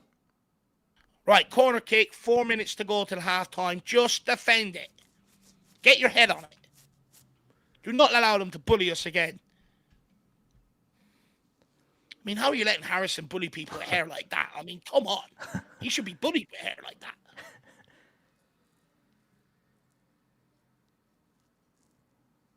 Come on, Big Vic. Just come out and punch someone. Catch them with a knee in the face. Oh, my Lord. He's just not catching them. That's the other problem, though. He's not catching them. There we are. We'll take that one. Finally, Oliver. Well done. And we can't give them corners like it's... We have to realize that when we're giving them corners, it's almost a better chance of them scoring. Yeah. Yeah. Oh, he's absolutely assaulting Madison there. And he's just kicked him as well. He made his own problem there, Vicario. He just catch that. Oh, my Lord. He's just kicked him across the stomach. Give him a yellow.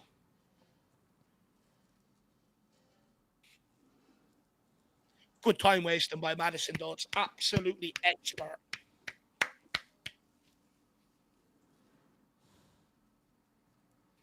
Do you know what? Dragason's man bun is absolutely putting Calvert-Lewin's to shame.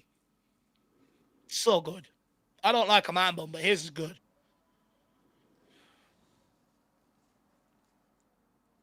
Bench seemed to be having a good time.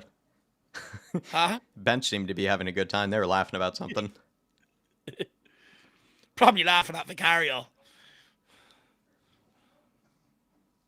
He is giving them absolutely everything. You're not allowed to touch them out, when the ball's in play. It's a joke. Wait. Braithwaite tries to become Lord of the Pings and looks silly.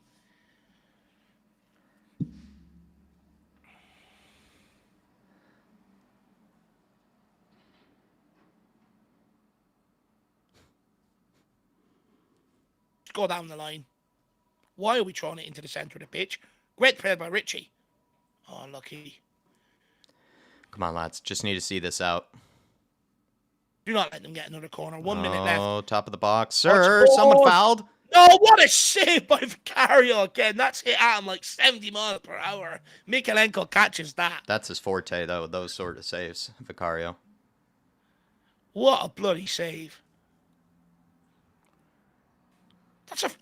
Wow, well done, what a he's called hit. that one, to be fair. He hit that very well, Mikalenko. Jeez, he caught that. Oh, that's sweet. Outside the boot as well. Beautiful save, actually, from him as well. Good hands. Yeah, that's definitely one for the highlight reel. God, we're just really dawdling on the ball, though, in these situations, unnecessarily. No option for Romero. It's well true. done. Come on, Madison, get there. Oh, Madison, what are you pulling out? Smash Well him. done, Romero. What a header. He just waits for it. He just looked for an excuse. Good pressure, Richie. Great pressure, Richie. Let's go, Johnson. He's always so late in the press, Johnson. Well He's got done. absolute... Oh, unlucky. Well done. Good chance. And it's halftime. Oh, so we're on the goal. We're on the goal for third goal. He wants to blow up for half time. Come on. Jesus Christ. So annoying. Richarlison, Dave. I mean, that's who we got to talk about. The man has just been carrying us this month and start of February. What a goal. The second one. This first one as well, to be fair to him. Also not an easy finish. Not an easy finish. Left-footed. Jack, there's an art. Yeah. There's an art to being in the right place. The second one, he's in the right place, but he just tucks it past Pickford. The first one, puts himself in the right area, knew what he was going to do with it before he even received it, just finished it nice and easy, nice and calmly. But, I mean, the second one, Dave, a clutch goal. That's what I just sort of think of. Just so clutch. Like, against the run of play, Everton were sort of all over us. They looked more likely probably to pick up the second goal than we did. And he grabbed that second goal. And that's actually what it's all about, right? Being a good forward is sometimes scoring those sort of goals. Like scoring it when you least expect it. Scoring it when you really need him to as well to give you that bit of daylight. I mean, Richarlison, Dave, once again, just in fine form. He's carrying us right now. Look, that's 10 goals, 3 assists for the season. He's hurtling towards 15, and that's 9 in his last 8 games, I spoke about, and I don't think this has been spoken about enough, and I don't think he's got enough credit, but he's been the guy that stepped up in Son's absence. He's held up the ball, he's led the line, he's played others in, but he's also scoring the goals as well. And you know what, Jack? A lot of people think, first goal, it's not a great goal. He's there to tap at home. Trust me, as a forward, there's an art to arriving in the box at the right time and being in the right position. Yeah. That doesn't happen by luck. That's about timing of your run, knowing where the ball is and stuff like that, experience. It's a good first goal. Second goal, there's 2 things I would say with Richarlison now if he wants to push on to the next level. Have to add that threat outside the box that Harry Kane had as a striker. Brentford, so close to bending one in the top corner. That one, caught it sweetly for the second goal. An absolutely great finish. And I would like to see him add a few more goals from outside the box as well. Mm-hmm. Yeah, that's true. He never scores outside the box. He's stepping up. Never scores outside the box. So it's a fair point, actually. We need to see that more, and he's done that. Yeah, and I'd argue, in the bigger games, the Liverpools and stuff like that, That's where he now needs to step up next. A lot of these goals have come against teams lower down the league. But saying that, he's been absolutely around game today. But he scored 2 goals, and that's all you want from your striker. You know, one thing Harry Kane used to do, if Tottenham weren't doing well, he used to be able to pull us out the bag with very minimal chances. And Yeah. so far, Richarlison has done that. So absolutely delighted for him. But this game is nowhere near over. Let's not get complacent here. No. Everything from set pieces, it's a big danger. We need to get that sorted out at half-time with Vicario and the defence. You know, that's a huge problem. But also, the midfield and the forward line has been absolutely piss poor. And Yeah. Postecoglou got the selection wrong with the right side of midfield. Having Werner and Johnson there, I can understand it. But what's happening is we're looking for them for the outballs, and they're just being absolutely bullied off at both sides. For me, I think you're going to have to get Kulu on early enough in the second half. Get him to hold up the ball and hopefully give you that out option, because right now what we're doing isn't working. Now, it's not only the forward line that's the problem. The midfield hasn't been good and virtually non-existent, bar that flick for Richarlison. Bentancur hasn't been good enough. Højbjerg started well and has completely faded out of the game, and we are losing that midfield battle. So this is not over by any stretch of the imagination. No, I'd agree with all of what you said there. I'd say the forward line sort of has just not met Richarlison in sort of the same, vein of form, and that they're just not dropping deep to pick up the ball. Like you say, there doesn't seem to be many out balls for a lot of these midfielders other than hitting it into Richarlison, but it's not like Richarlison can be open on every occasion, and he already has 2 defenders that he's preoccupying anyways. So we do need to see more from our wingers to be able to drop deep, pick up the ball, help with the link-up play. Can't just be sitting on the last shoulder of the defender looking to be played in all the time. They have to actually help out in possession here. And then when it comes to sort of also the press, I'd say Werner, to me, I think Werner does a better job than Johnson when it comes to the press, but I just get frustrated with kind of the two of them, so I don't really scapegoat one versus the other. What I'd say with both of them is, you see Richarlison, he sort of does anticipate where to go when he's pressing, whereas these guys, they do look a bit late in the press. Like, they don't actually know where to go. And so anytime that you do expect them to maybe win it, they're like a step or, 2 behind, where they maybe don't need to be if they just had that anticipation. And I don't want to fault sort of the work rate, but I would say they just need to anticipate more when actually pressing, because there have been times when Everton have just sort of played through us, even despite, them looking to go long every time. When they have tried to play through us, I'm sort of expecting us to try to win it, and we're just a step or 2 behind in sort of the press, and I need to see more work rate from the wingers there. I agree with you with the midfield. Midfield's just been sloppy, giving it away far too much, also kind of dawdling on the ball as well when they don't really need to. Same thing with the defenders. Like, I've seen it from Romero. He's given the ball away on a few occasions that he didn't need to. And so I just say in possession, need to be a lot cleaner, need to be more precise, more kind of as well quicker, but sometimes that comes from just us moving for each other, getting open for each other, and definitely would put that more on players like Maddison, Werner, Johnson, guys that should be showing for the ball. Our wingers, as well as our number 10, should be showing for the ball a lot more to help us with this out ball. Can't just be Richie every time with the out ball. Somebody saying earlier too that the first goal created by Spurs was a very sort of Ange ball type goal. Somebody put that in the comments saying that's something that we created at Celtic all the time, and I'd agree with that actually. That it was a very Celtic sort of Ange ball goal. The nice cutback from Udogie, lovely interplay on that left flank, and then the striker, just like you said, sitting in the right place at the right time to put it away. Just on a couple of things you said there, I mean, that goal reminds me very similar to the one against Bournemouth. Udogie cutting the ball back, for Kulu to put home earlier on in the season. What you were saying there, I know, look, for me, I think you hit the nail on the head in terms of why we're not getting out. On the eye, it's very easy to blame the defenders, and it's very easy to blame the likes of Højbjerg. However, on this occasion for me, it's the players further up the field that's the problem. No one's getting free to be able to find a bit of space to be able to get on the ball. And the wingers are constantly just looking to go in behind. For me, it's just about being streetwise. You look at where a certain player is on the pitch, you're like, okay, that ball in behind isn't there, so I'm going to drop short to receive it. And often, you look at the defenders, You're right. They try to play it into their feet, and you see Johnson or Werner training 5 minutes behind the Everton player. It's like, use your bloody head. Just be a bit more smart. And I do think we'll have to make changes. We'll have to get a Yeah. midfielder in there like Papa Matasar to be able to sort of try and disrupt everything in there a little, because Bentancur doesn't want to do it. Madison doesn't want to do it, and Højbjerg's too far back to be able to sort of get in amongst that midfield to try and win it, which is what one of his main strengths is. And then also, to Al Ben's point, you've got to get Kulu on for Brennan Johnson.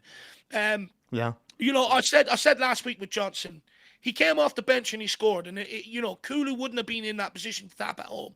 Great, but what did he do outside of that?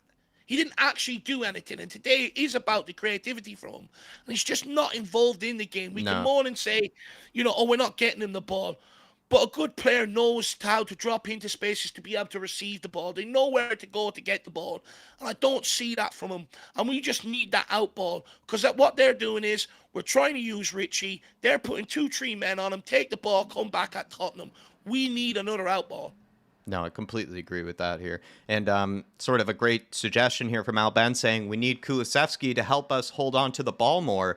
You sort of brought that up, right? Where Spurs, they're kind of looking too often to get played in behind, Johnson and Werner. We actually need them to drop deep a little more and receive the ball, help sort of us get out, right? Help us sort of get up the pitch more without just sort of going route one with some of these balls in behind. Need somebody to sort of step into the game, be that option for the midfielders, be that option for the fullbacks or the center backs to come onto the ball. And Kulusevski, we know, has the strength, has sort of that nous to be able to hold off his man, get turned, and be able to bring others into play, probably more so than Johnson. Like, even if Johnson, let's say, were having a good game, we knew Kulusevski is going to be better for that. He is going to be better at picking up the ball, dropping deep, and holding them off. And we actually wanted this Al Ben sort of in the first half. We actually thought Kulusevski would have been a better choice for kind of the first half. Bring on Johnson later. So do you agree with Al Ben then, Dave? Yeah, bring Kulusevski on.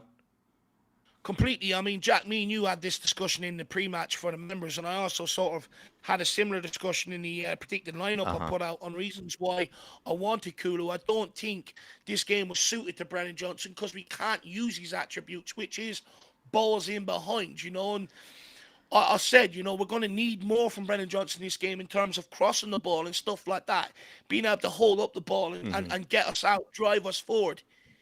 He's not at that yet. And that's why Kulu needs to come in. You need someone who's a bit more technical, can hold up the ball, link up with players, lay it off, spin in behind, stuff like that. And they're Kulu's attributes. What Kulu will do there is he'll pin the full back, give me the ball to my feet, I'll hold it up, I'll get us out. Brennan Johnson doesn't want to do that. So there has to be a change. Not only him, but also in that midfield, because it's nowhere near combative enough. They are not up for the fight. When there's 50-50 balls on the line, they're not up for it. They're pulling out. They're backing off. Yeah.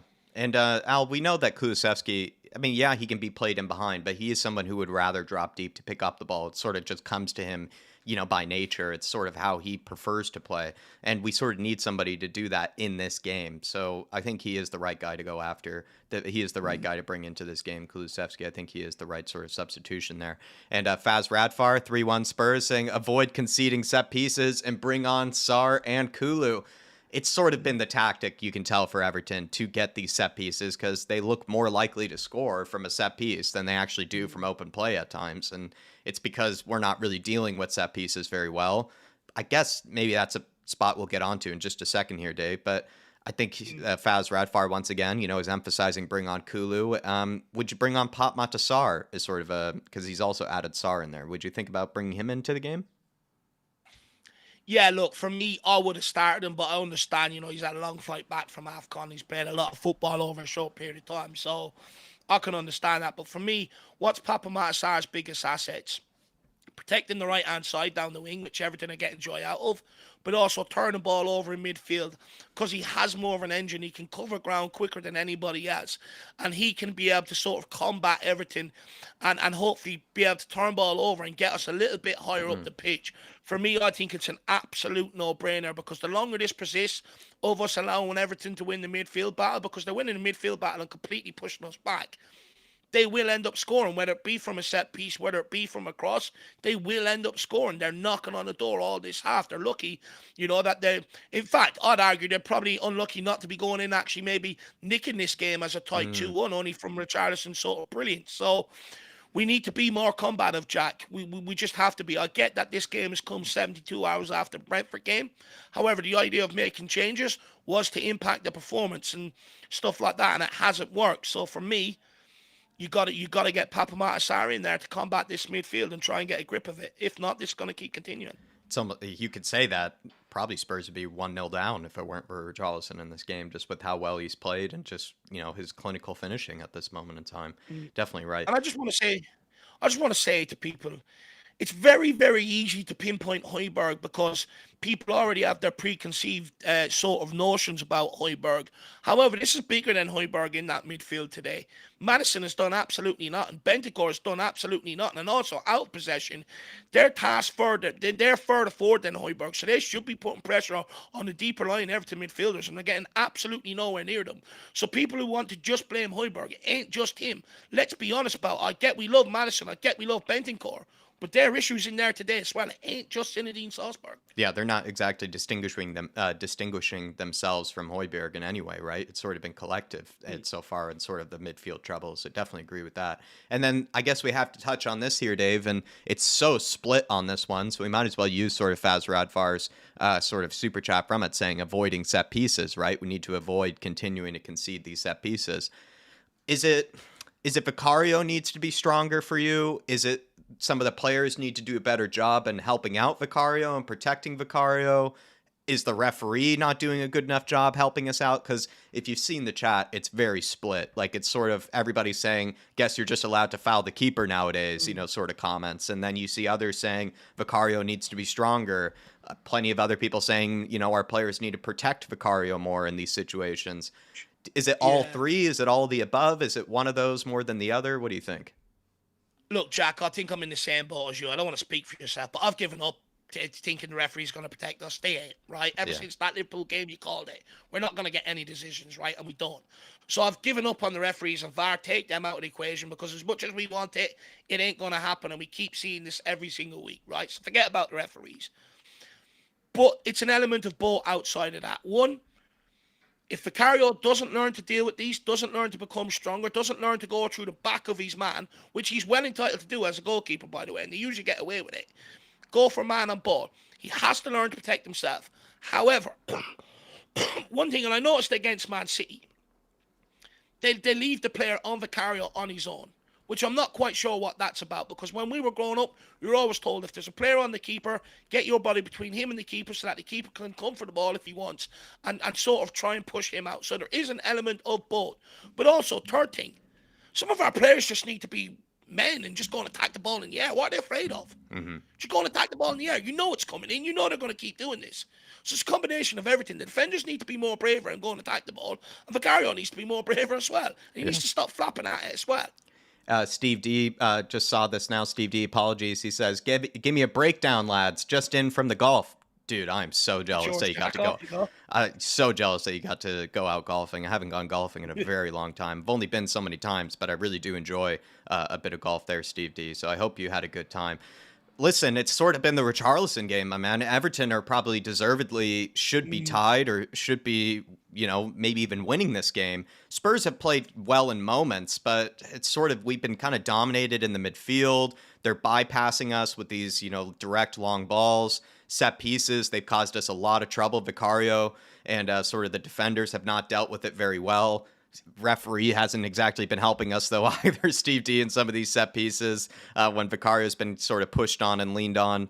It's been tough for us, and I'd say if it weren't for Richarlison, Steve D, we'd probably be 1-0 down. This guy has actually really stepped up in this game with two really clutch finishes. The first one was just to put himself in the right area, put himself in the right part of the box, and put it away. And the second one was against the run of play, just had a lovely curling effort from outside the box. And if it weren't for Richie, I'd say we'd be 1-0 down right now, Steve D. And it's sort of been a game where Everton have kind of bullied us. And we knew that this was going to be a physical game, but they really have been bullying us so far.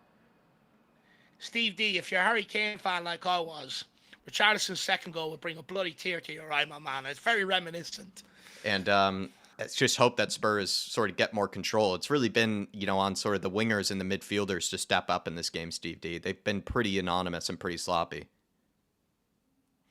Very sloppy. Very, very sloppy. Very jealous that you got to go out golfing, and I'm sorry I didn't see this sooner, so we could have given you a better breakdown. But while the game is on, hopefully that one's all right, sir. But big up to you, Steve D. Thanks for tuning in as always, my man. Hope you had a good round. Hopefully you had a good round. Let me know if you played the whole 18. Do you know what, right? I'm all for a bit of golf. Oh, no, 1 second. Calvert-Lewin, you clown, bounced off his top knot and came backwards.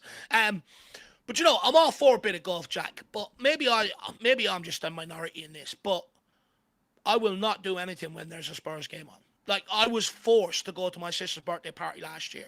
My parents, forced me to go. Otherwise than that, I would have actually missed that and sat here and watched that United game with you.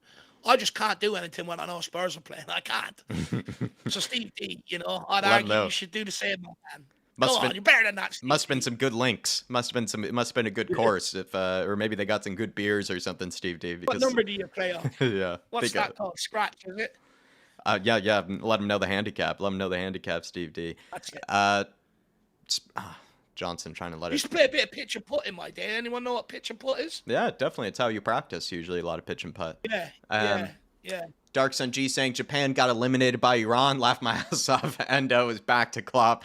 I bet that's sort of a team. Tommy Asu back to Arsenal. Yeah, and it's a real rivalry, I'd imagine, between Japan and South Korea. And I bet you guys have played each other on a lot of occasions. You guys play each other a lot. And so probably a tough one to, maybe it's just you probably know plenty about each other, Japan and Korea, the two national teams. So I bet you'd rather play maybe in Iran, if I'm going to be honest. But they're a good team as well. They have some good players, that Iranian national team, Dark Sunji, as you might know. But best of luck to South Korea, and I really do want you guys to go on and win it. From the get-go, I wanted you guys to go on and win it, but it's just, with Sonny, I just want to see him lift a trophy. Dark Sun G would love to see him lift a trophy. If they win it, I fear for Dark Sun G, though, Jack. You probably won't see him for ages, He'd be out celebrating. I know I would. But Dark Sun G, now that you've returned, we've got a bit of time on our hands while this game is continuing to go on, while we do a bit of commentary. Expand more on Jurgen Klinsmann, my man. Why do you want to change him? Because I'm of the opinion, I actually think he gets a bit of a hard time. I think he's done well in international sort of management. So explain to me, my man, why don't you want the great Jurgen? Balling behind for ball over the top. Oh no. For Harrison. Oh, come on. I mean, that's insulting to try to lob Vicario. If you're trying to lob Vicario, that's just insulting. It's insulting to all great strikers, but it's very insulting of Vicario's abilities. Mickey here. Tries to find Timo. Dropping deep. Werner, come on. Yeah, it's that's just an easy well done, Udogi. Well done, Udogi. Well done. Go on, Sophie. Hoiberg. Great ball. Go on, Adoji, play him.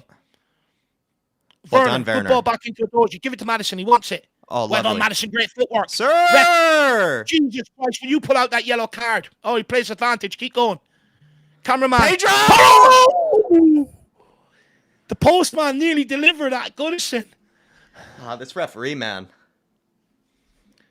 I allowed advantage there. I don't mind that. But he needs to pull out the yellow. He's just body. Yep. No, that's a yellow card. Fair enough. He actually got the ball. Steve D, this is hilarious. He said, finished 8 over power jack in 40-mile-an-hour winds as well, so I was decent enough. Expected to be back in time for the game, but it was slow, Dave. Must have been the Irish guys in front of us holding us up. You don't find too many Irish golfers. We don't have the weather for it, Steve. Great comment. But yeah, no, we do take our time at everything we do. We're very laid back over here, so probably wouldn't surprise me. And they're probably already well oiled up as well, I'd say. Exactly right. Lee Harvey, thank you for becoming a Flat Cap member. Really appreciate it, Lee. Thanks for supporting the channel. Big up, Lee. Good to see you in the building, my man. Hopefully you're keeping well. Where are you from, Lee? Let us know. Introduce yourself, big man. Great ball from Pedro. Ball across the 6. Right into the right area. Just no one there. Right, Johnson's got to be there. This is your time. This is your time, Van de Ven. I've been manifesting this for the last 72 hours. Come on.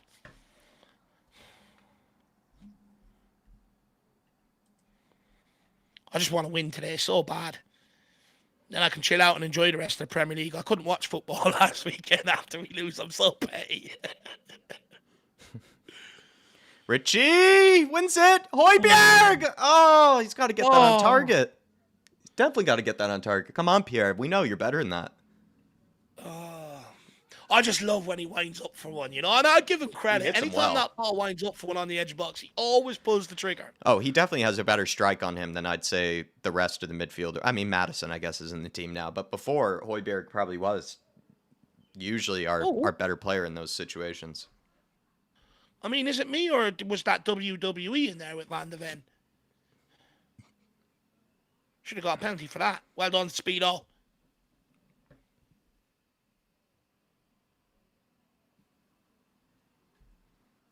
It's a long throw by Everton. Calvert-Lewin holds it up. Well done, Mickey. He's just too good. He's just too good. He's a Rolls Royce. Udogie. See Werner. See Werner, man. He's down the wing. Why'd you play it into Richie? Well done, Højbjerg. Great tackle. Saucy. Madison over the top. Behind for... Go on, Timo. Not on. Go on, Speedo. Get the pressure on. This is all you. It's got to be a better ball for Richie Madison. will do it. Another aerial bombardment right down the sides again. No. Yeah. Harrison is in here, one-on-one. Well Van done, de Ven. Yeah. What a beast, man. This guy is just such a beast. Flash Ven is just absolutely sped back. Bang, and the dirt is gone. Look at that. Tidies it up. Lovely. And it's another sliding tackle again. It's great. He loves carrying people. Harrison thought he was in as well. He was thinking about his finish and his celebration and everything. Send him to the Olympics, this man. Send him to the Olympics. So good. Shamu says Van de Ven could be a man of the match. He's definitely up there for sure. Him and Richarlison. Well done, Vicario. Good catch. I'd argue Højbjerg's going into the game a little. Yeah, I mean, that was a terrific tackle as well. Nowhere near man of the match, though. But no, so that was far, a terrific tackle earlier. And Richie. Would like to see Would like to see more of that brilliance from Madison, though. And here it is. There we are. That's more like it. There you go. Plays Werner in behind. Timo! Please, come on, please. Timo! Oh, my Lord. Werner, come Sir! Oh. How's he not buried that? He's just got to lift it. Timo, man. He's one-on-one with Pickford. He's useless. There's classic Timo, says Tyler. Yeah, very much so. Richarlison trying to draw a VAR here. He's just no confidence bearing down on goal whatsoever. That was his moment. Oh, he's 30,000 yards offsides. Yeah. He probably knew it.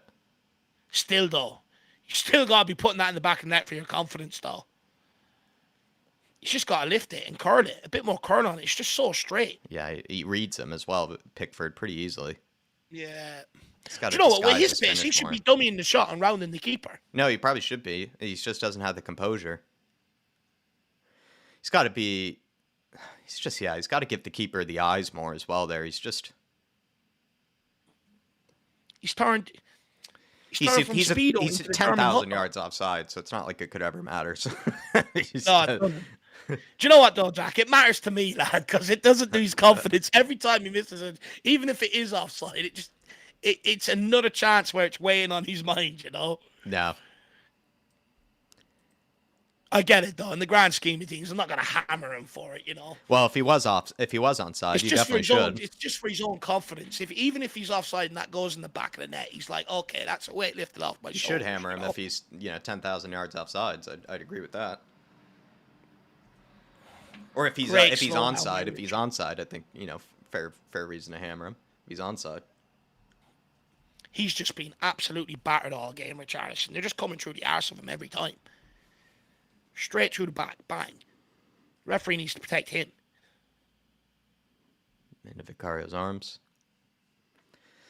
Think about getting Kulu on sometime soon.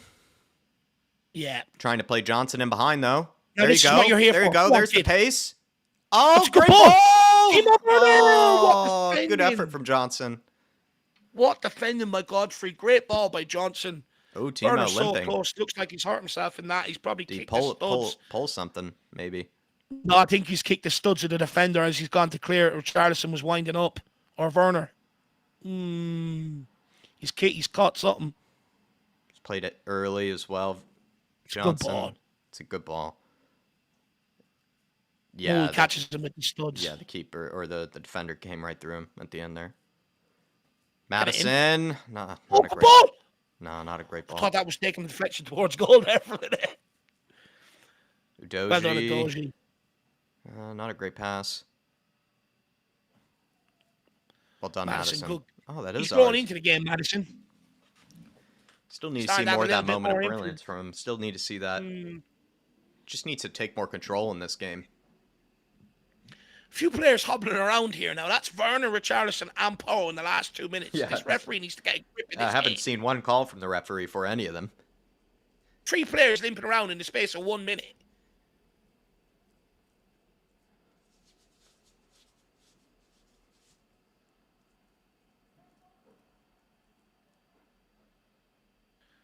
Ball all the way back to Vicario.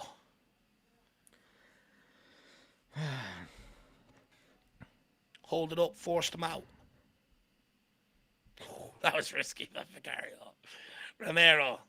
The run bomb into Johnson. That's more like dropping short of the knock. Good ball Get there, down Pedro. Unlucky. That's better from Johnson. Yeah, dropping deep, doing exactly what we needed there. Good run from Pedro as well. Can't help but look at Gill and feel I want him to get minutes today.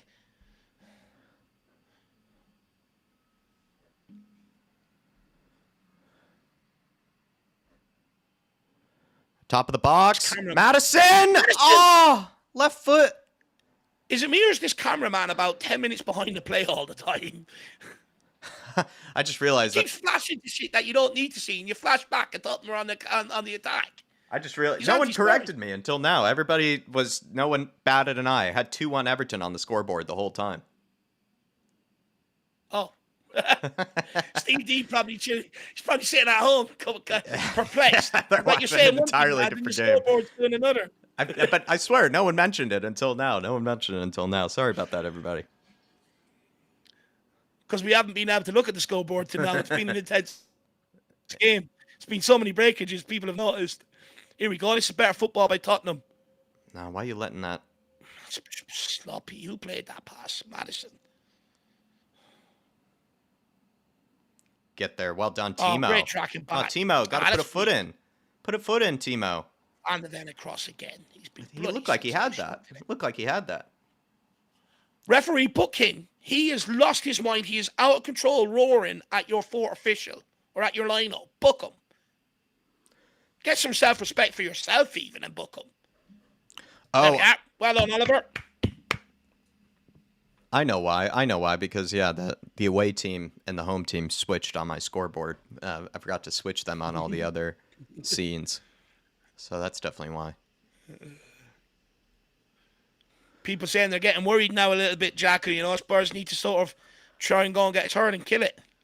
I mean, Everton we're again. lucky to Some be 2-1 breakaways. up. One of them. I definitely agree with that. Well done, Udogie. Oh, go on, keep going. Keep going, What a son. run. He's run Keep on the going, pitch. son. Oh my God. Richie! Oh, It's blocked. For anyone that isn't watching this, Richarlison has just picked up, or Udogie has picked up the ball in his own half and just ran by everybody. Well done, Van. Oh, great cut out. Who's that? Van de Ven again. He has been he's terrific this game. Sensational. Come on, Højbjerg, find somebody. Højbjerg, man, What Jesus. are you doing? That's not even on. Jesus, Take man. him off. Jesus. Do you know what his problem is there? He doesn't back himself to go down the line with the ball, so he took the easy option out, even though he knew it was a risk.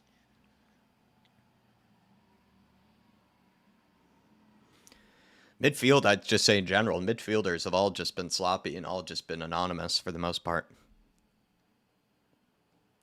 That was terrible from Pierre. If it wasn't for Van de Ven and Richarlison today, this could have easily been a different story so far. Yeah, I'd agree. Here we go. The Sar boy's back. Looking good. Sar is getting ready. Pappy.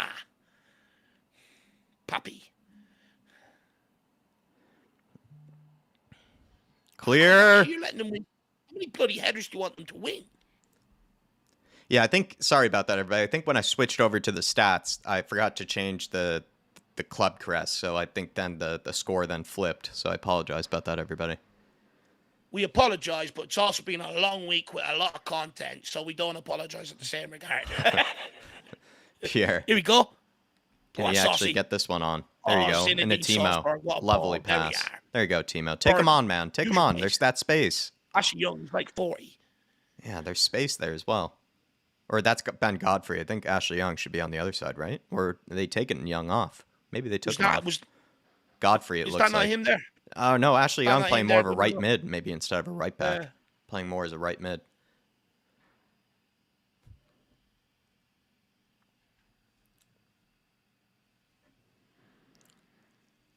I'll do. Let's get Pappy on now. Let's get the star man. My hero.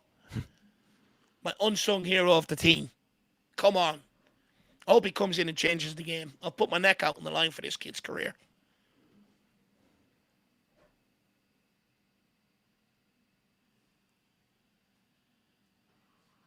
Where the bloody... Do you know what? I couldn't even see the throw-in taker there. It's blending in with the crowd and the advertising boards.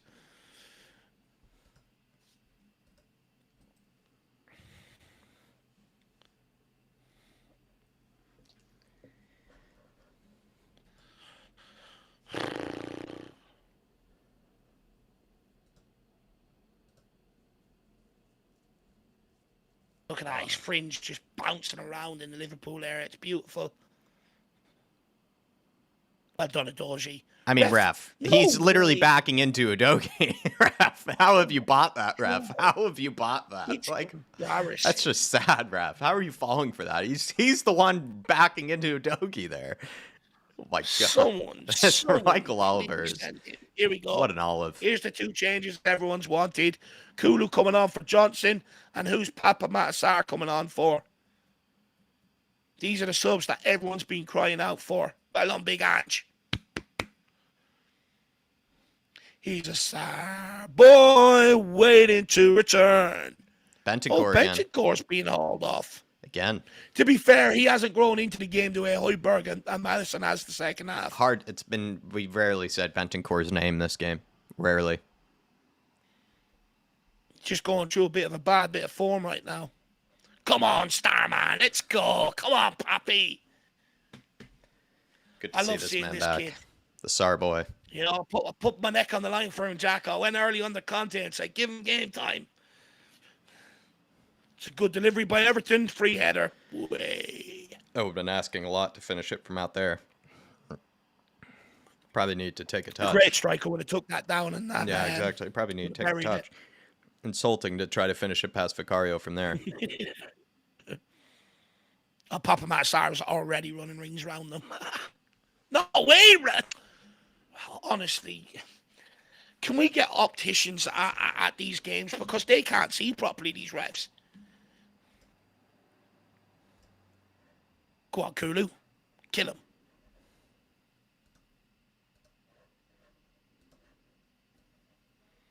Jeez, this is turning into one boring game. I don't think we've had the ball in play for more than 5 seconds the last 10 minutes.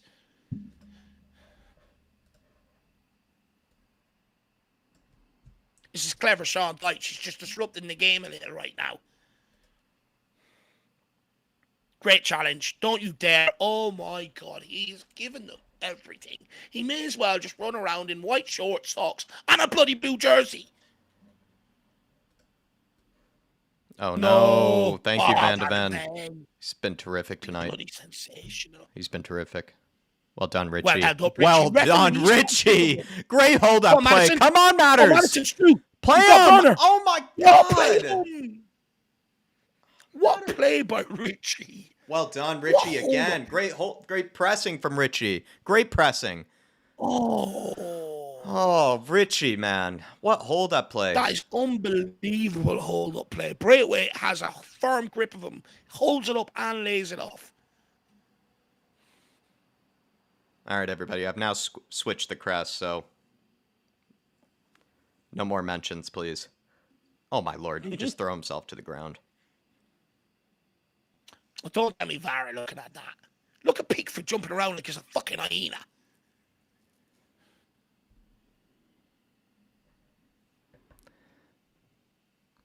Good. I'm delighted there aren't looking at that. Come on, Porro. Right on Van de Ven's head. He goes short. Could the baby change the crossing angle? And we don't get the ball in. Oh, superb play by Kulu. Wow. Oh, that's superb play. And Van de Ven wins the header. Richie into Kulu. Oh, lovely by Rich.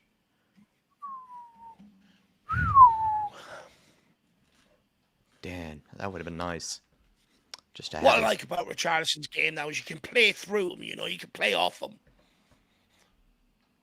Great pressing More again pressure from on him. Pickford. Look at the pressing. He's just a Nearly got workhorse, Pickford man. there. He's such a workhorse. Papasar to Porro. Rambam. Good idea. Oh, risky ball into Højbjerg. Everton turn it over. Papa Massar, that's why foul. he's in there. No. I mean, did they go to the courts beforehand and get a barring order against Tottenham tackling them? He's literally giving them every single decision. It's like it's law. As soon as a Tottenham player tackles, blow your bloody whistle. I'm sick of it. We've had 3 players hobbling around there. No decisions.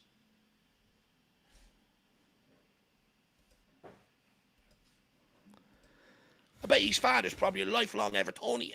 I mean, again, these shots at Vic are a little insulting. It's come from Ben Godfrey. Ben Godfrey trying to beat it past Vic from 60 yards. Third goal would really kill this game off. Papa Massar. Sketchy pass on Van de Sar Ven. there. Good Højbjerg. ball, Højbjerg. please. Sir, thank you. It's a fantastic dive. Look at that. That's a 9 out of 10 for me. That's brilliant. Showing Felt the Godfrey how to contact. dive. He's gone down like a swan. Showing Godfrey how to dive the proper way. That's graceful. That is graceful. Look at me. Looks like he's been through the trenches today. Elliot love him there now. Big sweaty Salzburg. Like you said, he's gone for the more European matted hair, sort of approach. Yeah. Madison, get on it here. Pierre, maybe have a bit of Well, one by composure. Højbjerg again. Here we go. Well Well done, done, Sar. Romero. Oh, well done, Sar. Porro, great ball. Come on, Kulu. Kulu, good strength. Well done, Sar. Good Don't you strength dare. from Kulu. Great strength from Well Kulu. done. See him, Madison, Madison. fix it up. See him. Well done. It's into Great ball Kulu. for Kulu. Come on, Kulu. Please, Here you Richie, go into hat-trick. Richie. Richie! Oh, Pickford, Matters missed Madison it. misses the header. Oh, How did Madison miss the header? damn it. Oh, nearly a Richie hat-trick. Good play by Kulu there and Madison. Don't Well let them out done. now. Well done. Papa Sar. Massar, have one. Go on, have one, kid. Great ball Timo. out to left-hand side. Speedo. Run Come at on, him. Timo. He's useless. He's useless. Matters. Back to Have a Madison. hit. Oh, he was thinking about it. Lovely. Great ball out to Werner. Dozy, go on the outside. Pull players with you. Back to Madison. Richie. Good ball into Richie. Sir. Well done, lads. Good Oh, pressure. great batting. Good pressure. Rambam. Starboy. Salzburg. Postman. Kulu. Back Sar. to Starboy. Oh, he's just gliding around the pitch. He's so great to have him back. Look at that. It's so graceful. Pierre. It's just, it brings a Pape. tear to my eye. Come on, Pierre. Find something. Just give back to Pappy. He wants to play.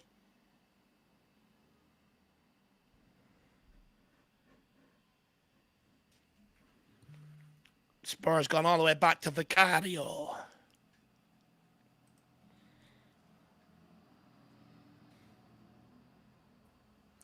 Højbjerg. Lovely time and patience there finding Kulusevski. Well done by Pierre. Good try. 20 minutes left. We've managed to stem the flow of Everton attacks. Let's keep them penned back in there now. It's a great push by Kulu. How he gets away with that, I do not know. Well, it's all of the Oliver. It's barely can see in front of him, it seems like, with half these calls. Ball out wide to Ashley Young. It's a good ball for the overlap. Who's that? Godfrey. Way. Ooh, Tries nice to do touch. a turn and he falls over himself. Well What done, challenge. Pierre. Well done, Pierre. Godfrey tried to do a step over and falling.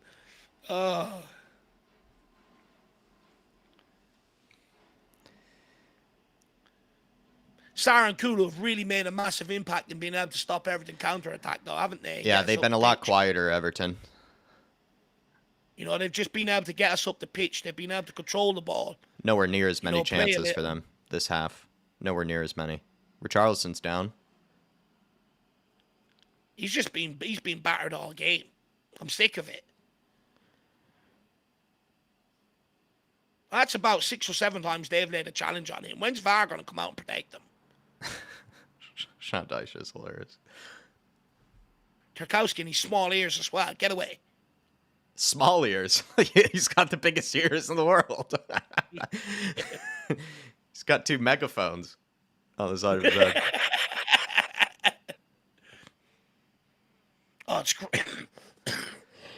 It's great shithousery by Richarlison. He actually only doesn't even touch him. Yeah, Dyche was going mad.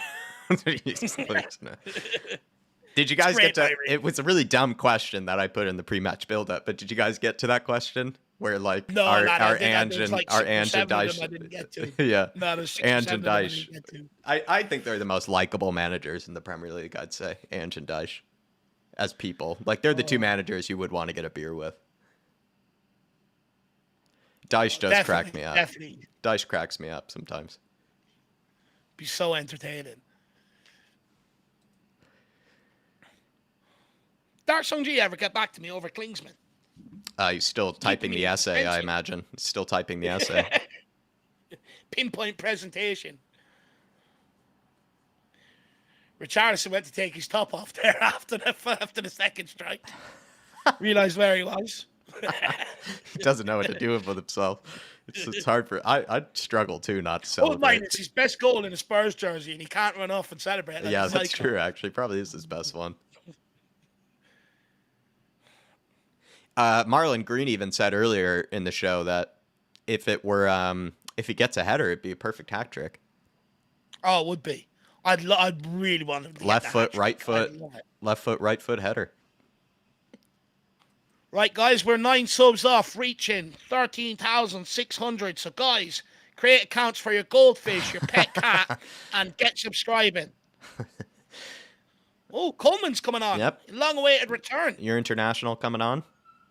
I hope he plays shit, but I don't want anyone to injure him because we really need him back. Matt Doherty is doing my bloody nothing. Yeah, I watched him for Wolves the other day. He was shocking in that Man United game. He really was dreadful. Just in the Euros campaign, like, I think there's about 4 or 5 goals he gave away from being shit in possession.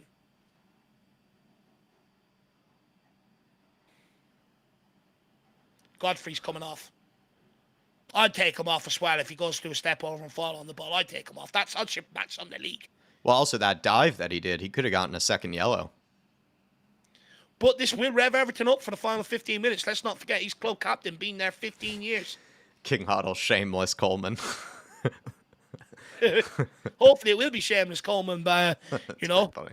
shameless Coleman by the time we're finished. But this will inspire Everton a little. And Yeah, it'll he's get their the man. fans revved up as well. You know, he's been out for a long time. He's club captain. He loves this club. There we go. Everton already on the press.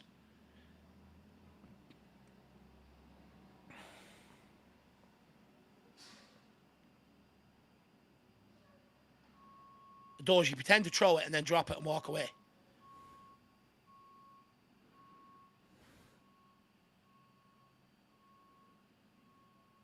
Well done, Udogi. That's Great ours. tackle, Adoji. That's ours.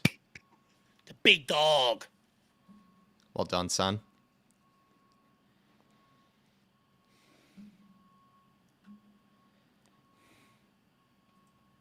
Come on, just grind this out.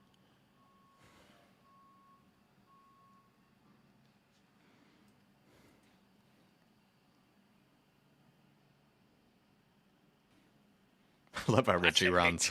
I just love it. He just, do you know what it is? He just runs head like with his down, lad, whole and body. just goes. He runs like with his arms. It's like he's swimming. You know, the way He he runs a like bit like Skippy. he runs like Skip. Yeah, I'd agree with that actually. Skip and him do run sort of similar. Same how I thought like Van de Ven sort of looked like Kulusevski today. They have the same posture. Yeah. It's brilliant by Papa Massar. Just relieves all the pressure. Nice little cushion pass as well from Vicario. Very cool and composed. Don't lose it there. Brilliant. Ooh, Speedo, great ball into a doji. Sauceberg. Go on, give me a 40-yarder. There we are. You can hear me, I'm telling you. Oh, well done. Toro, well done. Kulusevski. Oh, Kulu. Papa Matsar. Back to Vic. Big Vic, he wants it back. Give it to him. Oh, that's beautiful. Pop. Well done, Pop. He's just so good. He's just so good. He there you go, Matters. Get rid. Right, where's Werner? Sir! No. That's naughty. Ref, that's naughty. Give me yellow. That's definitely naughty. Ref, that's a yellow. Depends whether he tugged him back or caught his kicking foot. What did he do here? He's just trampled on him, really. I think that is a yellow. How's that not a yellow? Should be. Speedo is away there. Don't touch him. Get your hands off him. After fouling him, they're trying to touch him and everything. Get off him. Great ball out to Kulu. Well held up. Two subs have really made an impact for us in this game. Yeah. Just allowed us to get much more control of the ball in possession and the game in general. Just far more control of the game.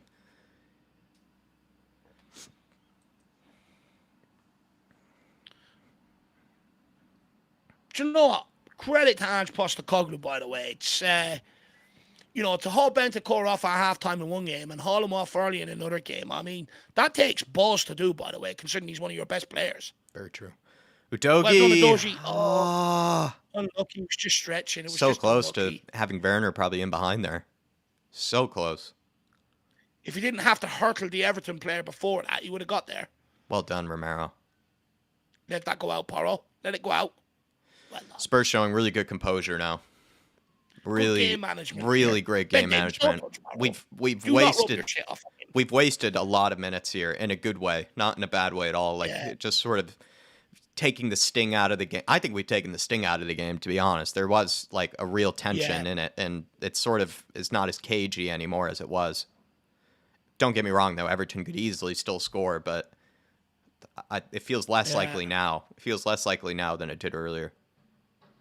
Yeah. Just got to stay switched on now for the remaining 10, 11 minutes. You watch. They'll probably give you about 11 minutes extra time. It definitely will, for no reason at all. Well done, Højbjerg. Oh! Madison. He's just got to play that down the right. Yeah, he had it down the right. He did. Timo. Go on, run at him. See Richarlison. He's only back from injury. Timo got taken out, it looks like, as well. Let's get Gill on now. Take him off, get Gill on. Hill would be able to stretch them a little bit here.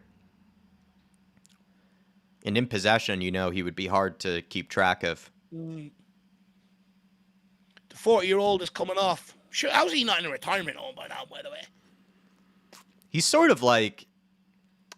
What's a good example? He's kind of like a bit of a... I mean, he's much more of a shithouse than James Milner ever was, but he is like a James Milner in a regard. The fact that he's still playing at a high level to this day, it's pretty impressive. That old, he can get a role in Bad Grandpa too, as the grandpa. Pickford smashes it long. And Ashley Young did have the worst ever dive in history. That one for Man United. Go on, Kulu. Play Richie. Oh, good defending. Referees, look at him. How much more of his jersey does he want? Sir! He kicked him as well after. Sir! Ref! Can we just get something here? What does Richarlison have to do? He's barreled him in the back and he's had a hold of his jersey, stop him getting onto it. I'm all going to do that to you, referee. See if you can run. Fuck me. Someone go and get me glasses to give to him. Please give him glasses.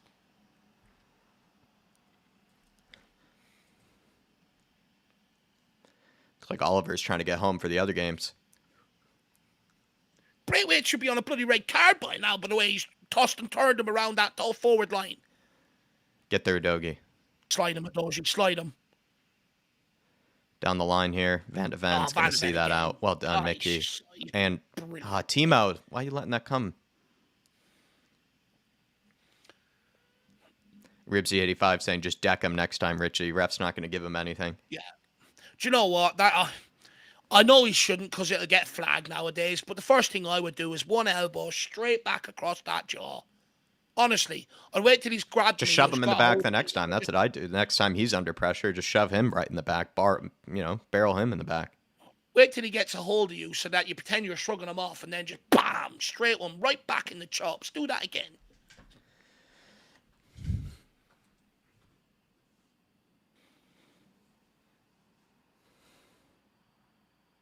People say get the ref off. we want to substitute the ref. Honestly, he couldn't be any more anti-Tottenham. He may as well have it tattooed on his forehead. I hate Spurs. Switch him out with the lino or with the third. Yeah, you could put an Everton fan in off the pitch and he'd be more fair. Even the Everton fans are sitting there going, "Come on, Oliver. I mean, just taking the piss." Switch him out with the third official. Referee, again, he's got his shorts. He's not his missus. Let go of his shorts. Someone's saying, can we swap Hill on for the ref? Throw in Hill. Great shit house by Van de Ven. The Everton player threw the ball. He just let it bounce off him and bounce back to him.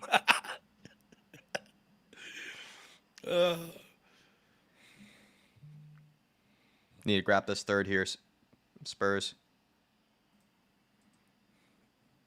I want Van de Ven to go back and give Ghana his shorts after the game. He was so badly wanted him there, right there. Another great defending by Van de Ven. My lord. Got to see this out.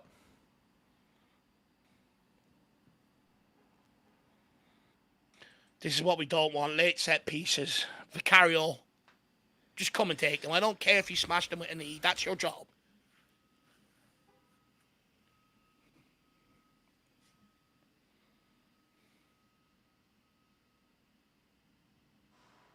Well done. Ah, well done. And he catches this. Well, go down. Go down. See him.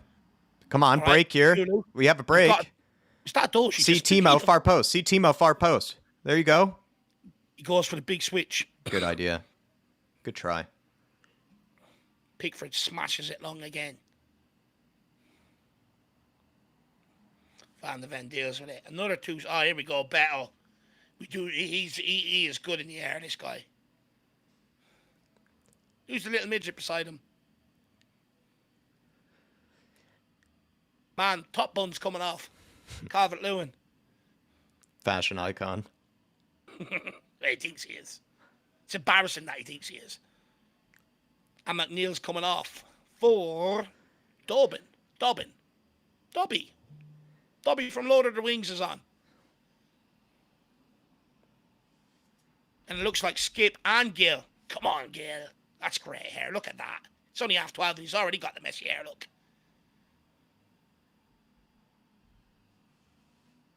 Done all right today, Werner. Didn't do a whole lot, but plenty of running. It was okay. Probably his worst performance, I'd argue, of the ones that he's had. He's had more impact in other games. Well, we know exactly what's coming with Beto and Dobbin now. They're going to play a long ball and send everyone up to play off. They're going to be doubling down on the long ball. Doubling down even more here. Madison they may coming as well off for just call Skip. Leitch football smash bang wallop. You know, that's his football. Smash bang wallop. It's how he also dominates the midfield or bypasses the midfield, really. It's just through just this long ball. But Hill coming on, Skippy coming on. Lovely to see. Very kind embrace from Madison. There was a bit more than just come on and have a good Yeah, game. he really likes friendship. Brian Hill. 2 peas in the pod. Richarlison sometimes runs like he has like a parachute behind him or something like that. You know what I mean? Like he has to use his whole body in order to get. Oh, lovely bit of play from Hill. He got absolutely decapitated there by Coleman. Jesus Christ. Come on, ref. I mean, stop making it so obvious you're protecting them.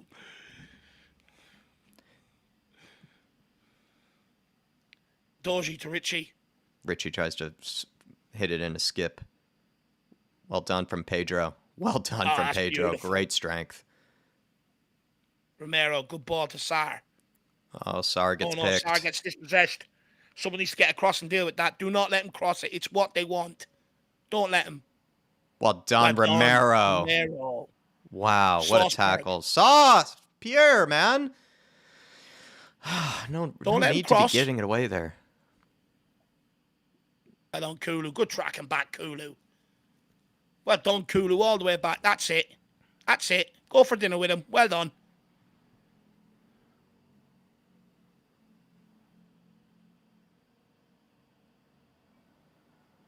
That's it, Gil. Good closing down. Well done, kid. People saying Højbjerg looks knackered. Yeah, he usually does show tiring by this stage, as he should, but... It's around this time when he gave City their chances, isn't it? No! Vicario, what a bloody save. What a bloody save. Oh, my lord. Who missed that? Beto? Or Dobby? Lord of the Rings Dobby. He's on as well. He's on as well. Adoji keeping him on. Oh, we got away with lads. that one. Got to focus here. Lucky there. Exactly right, Sean. Very lucky there. Oh. Very lucky there. Who's that? Need to see this out. Need to see this out. He's got 4 left feet. Now that they got that last chance there, they're probably going to add 60 minutes of added time. Vicario nearly spilled that one over his shoulder there. Yeah, you're right. You will. You'll see about 15 minutes. He's off. I'll do. This is about time where you want people untying their laces to retie them and stuff like that. King Hoddle bringing up a good point, actually, saying we always seem to give away late chances like that. It's true. Yeah. Oh, here we go. Come on, the Dragon. I agree with that, King Hoddle, though. It's sort of frustrating that we always seem to give up, like, really clear-cut chances, you know, at some stage towards the end of the game when we really shouldn't be. It should be the opposite. It's players switching off. Yeah. You know, but that comes with tiredness. But that's the sign of a great player, right? Someone that, even though they're tired, still doesn't lose their mind. Enter the Dragon. Enter the Dragon. Vicario, send them long. Put this one into the Gladys end. Is that what they call it? The Gladys end.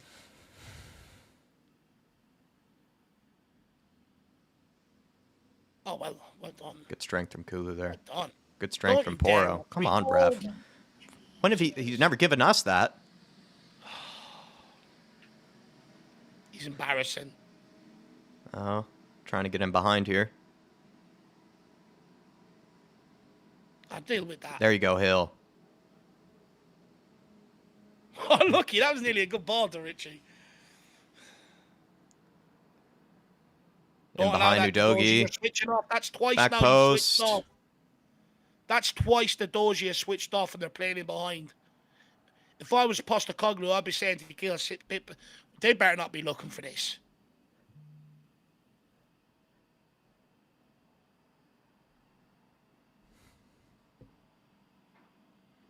Oh, he was never getting on the end of that. He's gone down way too easy there.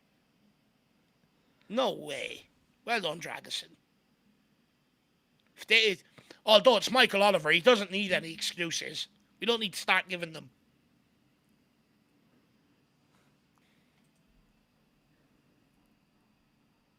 Are they checking it? Of course they are. They check everything. They check if one of them fucking blew their nose. That's it, Richie. Relentless work rate from minute 1 to 90. They did give 7 minutes at a time for no reason. Like, genuinely, what time? What time has been wasted? There hasn't been a bar check for almost anything. Like, genuinely, what is the 7 minutes for? Really wondering about that. Like, what is the 7 minutes actually for? It's really stupid. Like, there's been no time wasting. I just don't get it. I really don't get it. Do you know what? People thought I was mad when I used to talk about the officials and the referees, but it just becomes more and more obvious every single game. It's a joke. Where have they pulled that from? Get their It's like the hill. guy was watching reruns of EastEnders and just plucks it out of thin air. Fuck it, throw 7 minutes on it. Why not? It's just, I mean, it's not like we've been wasting time. It's not like they've been wasting time because they've been losing.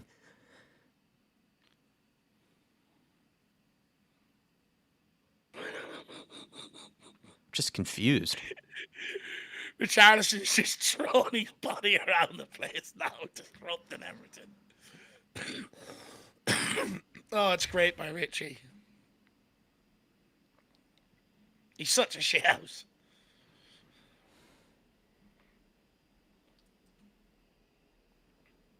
Do you know what we'll do next week, Jack? So what we're going to look for is we're going to look for a volunteer who will be here watching the game next week against Brighton. And what we want you to do is we want you to stop the clock every time the ball goes out of play or there's a stoppage in play. And let's see what you come up with compared to what they come up with at the end of every half. So we want a volunteer out there. Who's going to be that guy?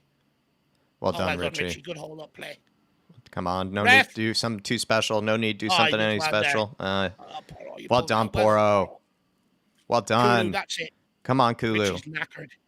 Just move it on. Man on, Richie. Someone's got to tell him man on. Oh. Drakishin just keeps fucking trying to lay Beto down. Keeps trying to smack him to the floor. Well done. Just deal with this. Do not switch off. This is when we need Papa Matsar and Kulu the most now. Well done from the Dragon. Completely deviates from the part of the football to do that. That's brilliant.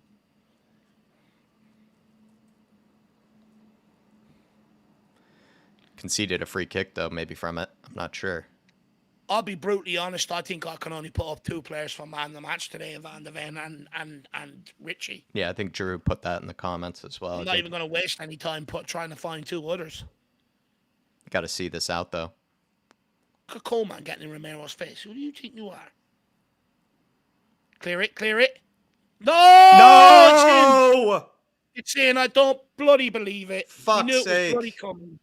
For fuck's sake. That's just piss poor. We knew it was good. We knew this is what they were going to do. How are you not staying switch bloody on? Fuck's sake. Fucking hell, Spurs. Why do you always bloody do this? Why? Why's cameraman pairing at Romero? What did he do? Fucking hell.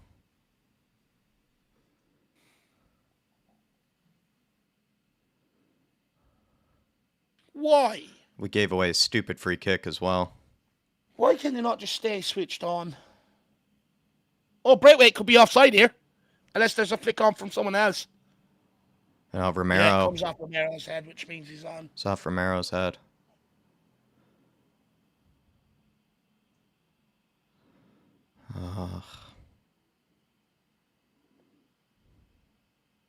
Can't be offside if it comes off Romero. What are they looking for?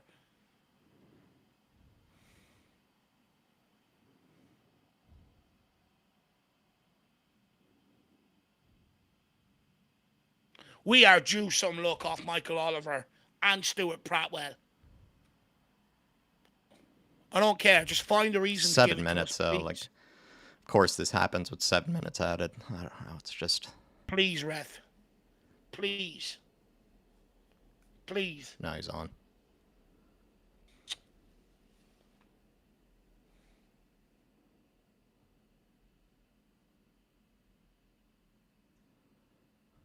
Fuck's sake. That's my weekend ruined.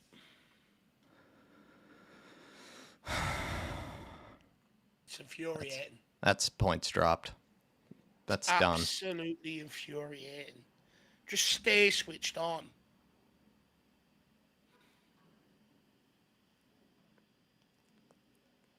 It's always set pieces.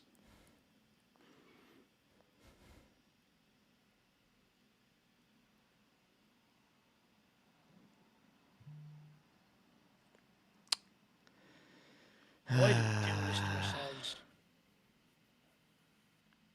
Is it sort of on Romero there, do you think? He's being dragged, but he's being pulled down, but he's not. It isn't. You Yeah. know, it's like I think it's also on Kulu for giving up that free kick. It's not a free kick that we probably needed to give up either. no. The problem Romero's got there is he's already coming down when he's trying to make contact with the header. Yeah. If he's meeting that as he's rising, he clears that. Because he's already coming down when he heads it, that's why it's gone backwards. Gil. Oh, Dogie, what you doing, man?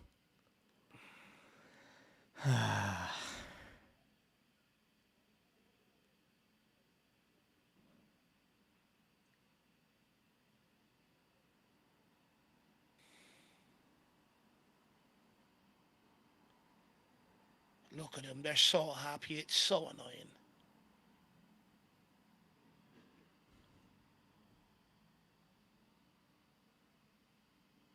You could see it was coming when Adoji was played in behind twice and switched off. Shit free kick to give away. Shit goal to concede.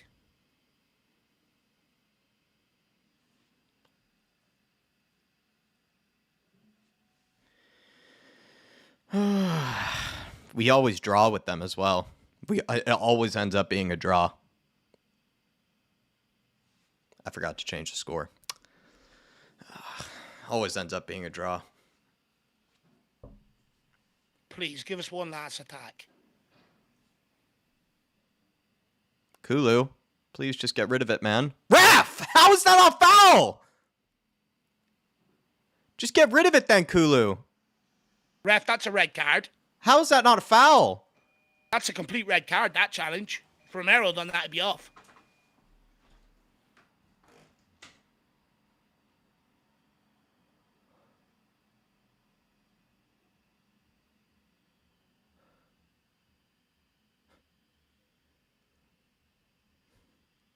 How are we conceding from a set piece, though, when we've got 3 centre-halves on the pitch?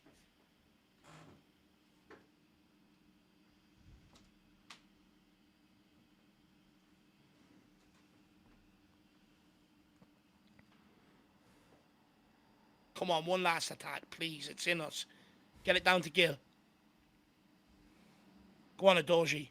Why are you going back inside? He's ran into trouble. Why are you going back inside? There. Oh, skip. Don't you dare skip. Thank you. Play forward. We're bloody drawn. What do you not understand?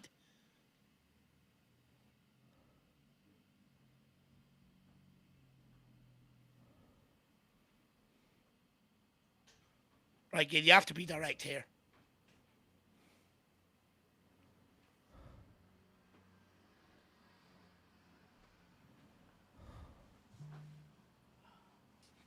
Fuck off.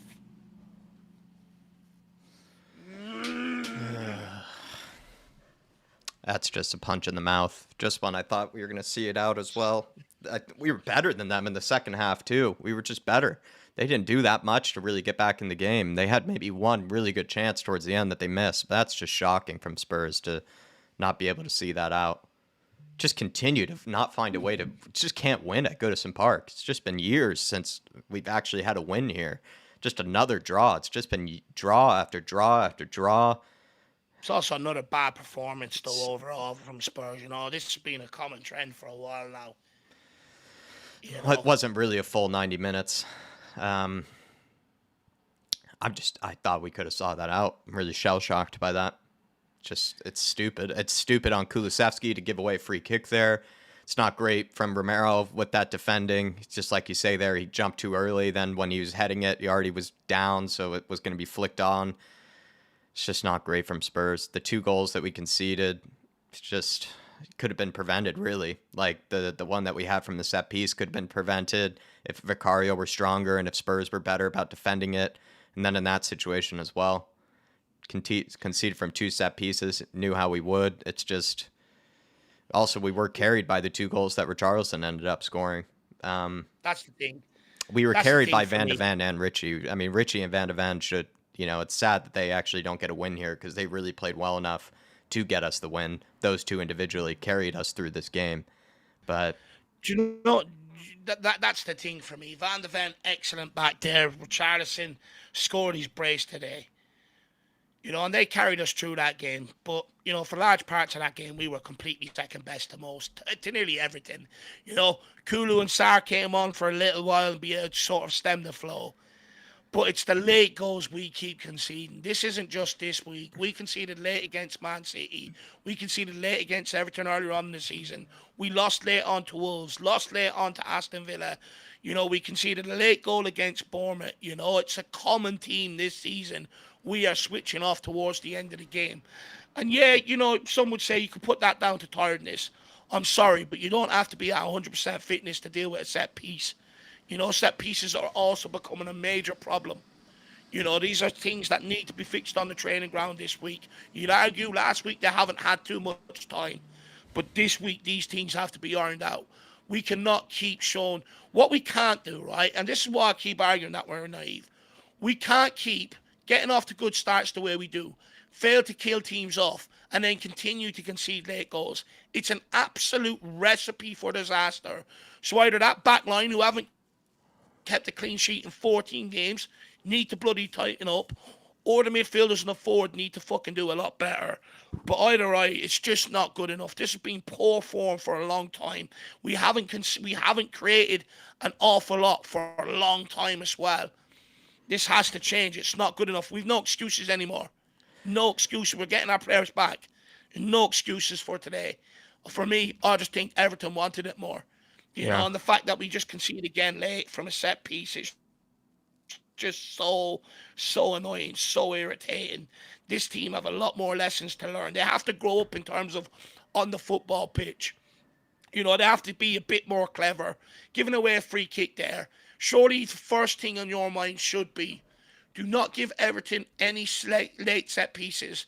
They've brought on Beto to go crash bang wallop. They've brought on other players to do exactly that.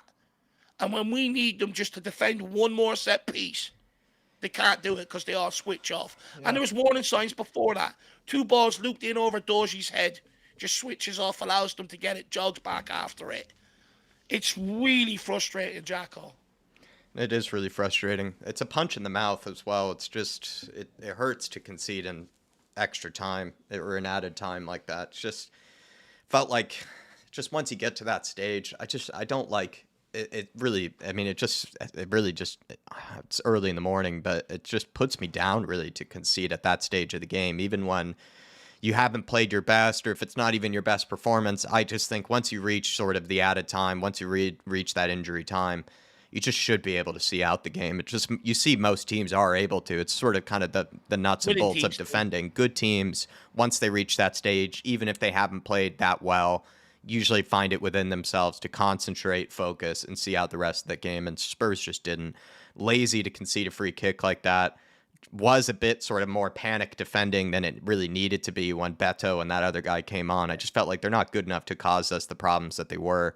And then the way that we ended up conceding that from another set piece, it's just frustrating. And we knew that's how they were going to cause us problems, was through the set pieces. And both the goals Everton scored were from them, which is more frustrating as well, because that's when they're going to score. That's how they like to score. And Spurs just couldn't deal with it on the day. And also we had 2 really good individual performances from Van de Ven and Richarlison that was almost good enough to carry us through a win, but I'm not sure if I could say that about the rest of the players, whether they really deserved, a win with sort of the way they had played. I didn't feel like the midfield was consistent enough throughout the game. Kind of felt like Højbjerg and Madison, despite being on for the majority of the game, they still could have had better moments. They had some sloppy periods and could have had even more influence, I felt like, going forward than they actually did. Werner, not really the best of performances either. Just sort of, it's kind of a performance that was carried by kind of 2 guys, and Richarlison and Van de Ven, and feel kind of bad for them really, because I felt like they sort of carried us to that win and they just couldn't get it. They can't be a whole team themselves, and just bad at the end there. Really bad at the end. It just hurts to concede that way. It really does. Look, that's 3 bad games by Pedro Porro in a row now. I sweat it right back. I'm not in defensive. He didn't do a whole lot going forward. I'm just starting to get very frustrated with things. It feels like that, again, once our best players are out, squad players step in and they've completely derailed our season, and we are struggling to pick it back up and get it going. We really are. I'd also argue the first 2 subs, we're smart. They got us up the pitch. We played a lot in their half, stifled a lot of their counterattacks. But then when we had to bring on Skip, and that it weakens us. It weakens us. We stop controlling the ball. We start allowing everything to get a foothold back in the game again, and then they start bombarding us again. It's just look. I've just got to accept that the rest of the season for me is going to be up and down. Yeah. So I know some would sit there and say, "Oh, this is a good draw away at Goodison Park." I'm sorry, but if you want to get top four, if you you want to compete with the teams at the top, this isn't good enough. You got to be smart. You get off to a great start in the game, and then you go and concede from again just being sloppy. Conceding from lessons that you should have learned from Brentford, from Man City, didn't take them. You go and get yourself back in the ascendancy, and it doesn't matter how you do it, whether it's a wonder goal or not. It doesn't matter. We got ourselves back in there. You've got to drag yourselves over the line. You have to. And we keep conceding late on. We keep conceding set pieces. And it's just so bloody frustrating. When are they going to learn lessons as well? How many times near the end of the game are we starting to just misplace passes and sloppy passes? Yeah. We see how many times do we see players do that towards the end of this game? And again, it all contributes to it. Everyone just switches off, and it's just so naive. It's the mentality has to change. You win that today. You've got Arsenal and Liverpool playing each other tomorrow. A draw there. You're back in it. You're 6 points off top. But dropping points today completely sort of kills that momentum. And we're on a sort of run right now. We cannot string 2 wins together. Yeah. It's killing us. We're finding it hard as well, I think, to just sort of have a complete 90 minutes where we just dominate a team from minute 1 to minute 90. We just we play really well in periods and in sort of stints of games, and then we do fade, and we do sort of fade out of, kind of the tempo as well as sort of just controlling the game, because the way we like to play, pretty much just like to dominate teams from the beginning to the end, and haven't really been doing that over the last month or so. We've sort of had really good periods and really good minutes and stages of games where we're dominating teams, and usually we're able to play well enough during those periods to go out and win it. But can't say we've had a real convincing 90-minute performance in a while now with this team. And like you say, despite getting stronger and despite getting more players back, not playing nearly as convincing, weirdly enough. Adrian Chia saying, worrying how we no longer are able to deal with set pieces. It's sort of been a trend for a long time with Spurs, if I'm going to be honest, Adrian Chia. Like Spurs, we've always been pretty bad about defending set pieces. Like Dave said, since Jose, even under Conte. I think we've even gotten I don't know, I'd had to look at the stats. I feel like we've gotten a tad bit better at defending them, like sort of since players like Van de Ven, Romero, and whatnot have come into the team. But it's sort of always been an Achilles heel, it feels like, for Spurs. It's never been easy for us to deal with them throughout a game. I feel like we have been a bit better this season than we have in others, but this today was really a bad one. And Everton are likely, if not probably, the best set piece team in maybe the league, maybe with West Ham. So it was going to be a test. It was going to be probably the hardest team we could come up against in that regard. And we did not do well. Like, there were a lot of sketchy moments from the set pieces. Vicario had to pull off even one really spectacular save off of the line as well. And he got bullied on one of the occasions too, and maybe more than one.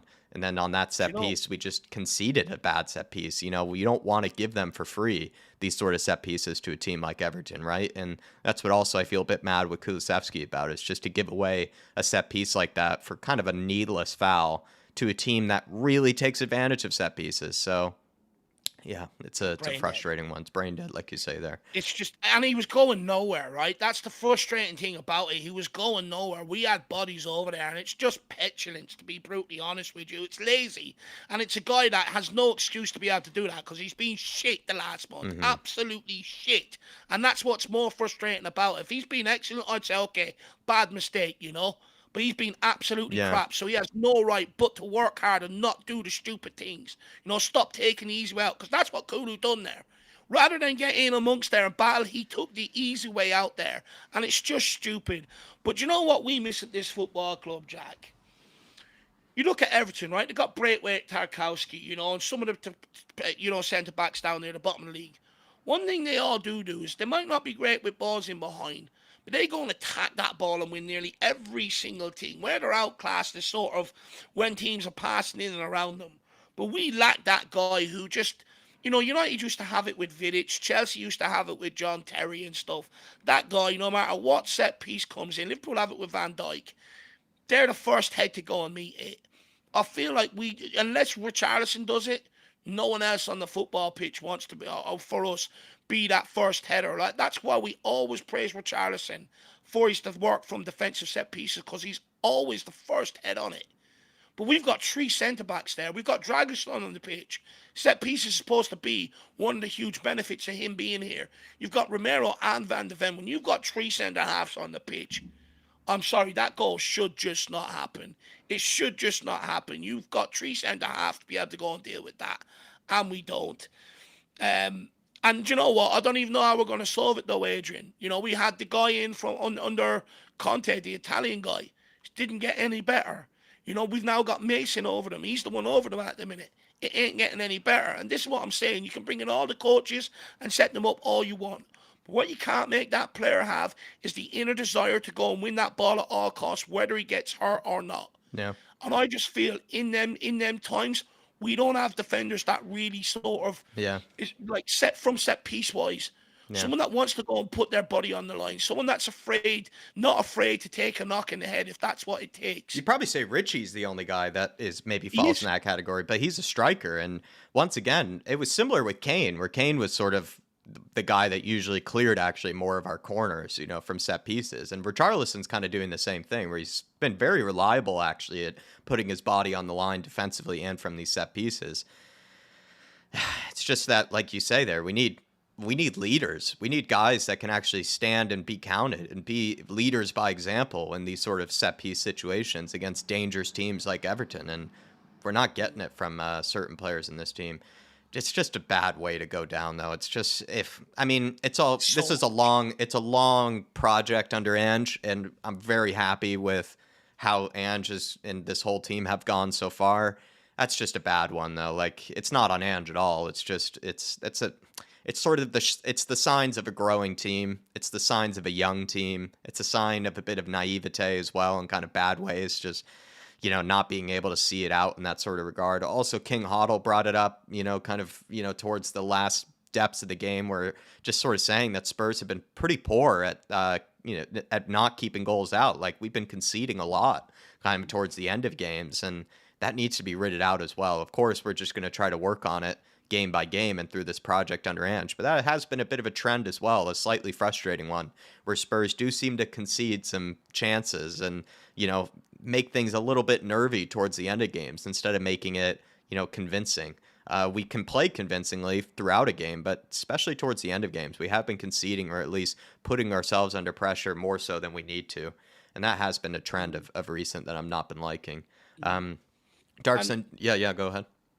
Just quickly on that as well. I mean, look, the goals, that goes on Romero, right? I don't care, you send a half, that's your bread and butter, right? You got to go and deal with that. No excuses. But he's battling with 2 Everton players. Where's the other Spurs players coming in, going for it as well? Why is he the only one going for it with 2 Everton players? You're talking about being hungry for getting over the line. We've won 1 in our last 5 away games before this. Now it's 1 in our last 6. Away from home, it's becoming a worrying trend. And that's because we can't keep clean sheets. In order to trick away from home is being able to be watertight and keep clean sheets. And I'm not excusing Romero because it's his fault and he's got to do better. But you got to question, if these players, if 3 points means everything to these players, why is he the only one challenging with 2 Everton players? Yeah, I agree with that. It's a bad way to concede towards the end there. It just felt like Spurs played well enough in that second half, I think, to win the game. I mean, I don't think it was by any means our most convincing performance, but we did sort of stifle Everton. We did stifle Everton more in the second half than we did in the first half. First half, they probably deserved to be up, actually. Yeah, they really did deserve to be up in the first half, Everton. Thanks to Richarlison, though, it wasn't the case. It's just we needed more, and just needed more from the rest of the players. I think Richarlison really doesn't deserve this. I don't think Van de Ven really deserves this. I feel very bad for them. Darkson G saying, we are cursed here 3 seasons in a row. We draw here. It's what my reaction was the moment it went in. Dark Sun G was just sort of like, wow, feels like Spurs are finally going to be able to see out a win at Goodison Park. Wasn't pretty, but let's see out a win here and we'll break that trend. And just keeps happening. Keep finding a way to just drop points at Goodison Park. And this was a more entertaining game of the games we played against them, but all these games have always ended up in a draw or some sort of result where it's not been that favorable to Spurs. And we've never really played at our best when coming here. It's not been an easy place for us to go to. It's just felt like this was the one, Dark Sun G. When you reach the 90th minute, you feel like, the team should be able to see it out. And yet again, it just ends with a draw. It's really disappointing, man. But just shows. That's why Dave and I were sort of on the 2-1, the 2-2 kind of score line ahead of this game. We just felt like this wasn't going to be an easy 3 points. Was never going to be an easy 3 points. Felt like we were about to see it out. Just couldn't. It's really frustrating. It's sickening. Look, we came into this game, Jack, right? The saying goes, you got to earn the right to play. We didn't earn that right today, but we found ourselves ahead twice, and we still threw it away. That's what's so frustrating. Yeah, we weren't up for the fight today. We were outfought. Yeah.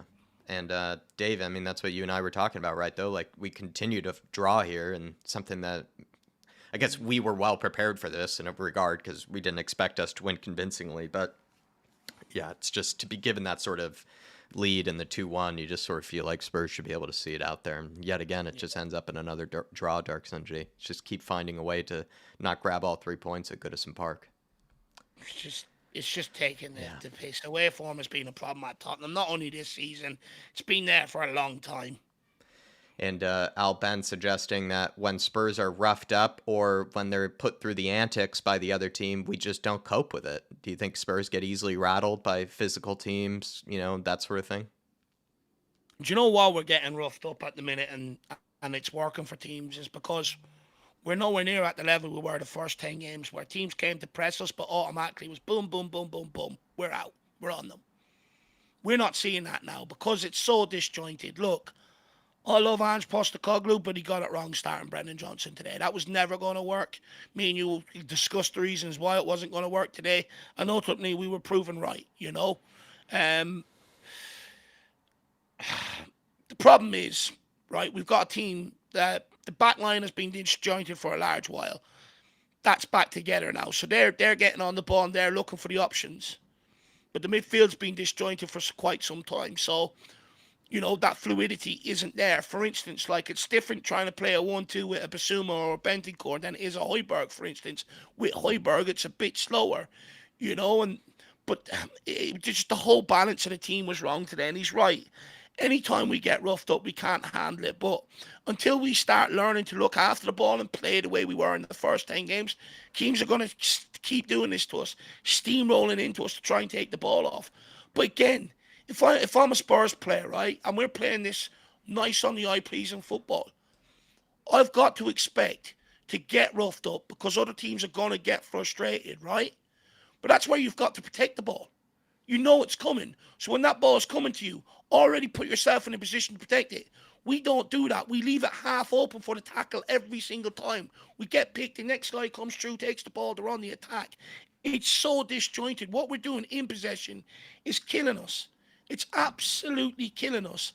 And, because that's what's leading to us being roughed up, because teams are just coming straight up behind us. Because what we're trying to do is a lot of the time, sometimes we're trying to play out with our back from goal while teams are pressing us. But because that movement and that fluidity isn't there, that continuity, no one knows where the next pass is going to. This system, it needs to be bang.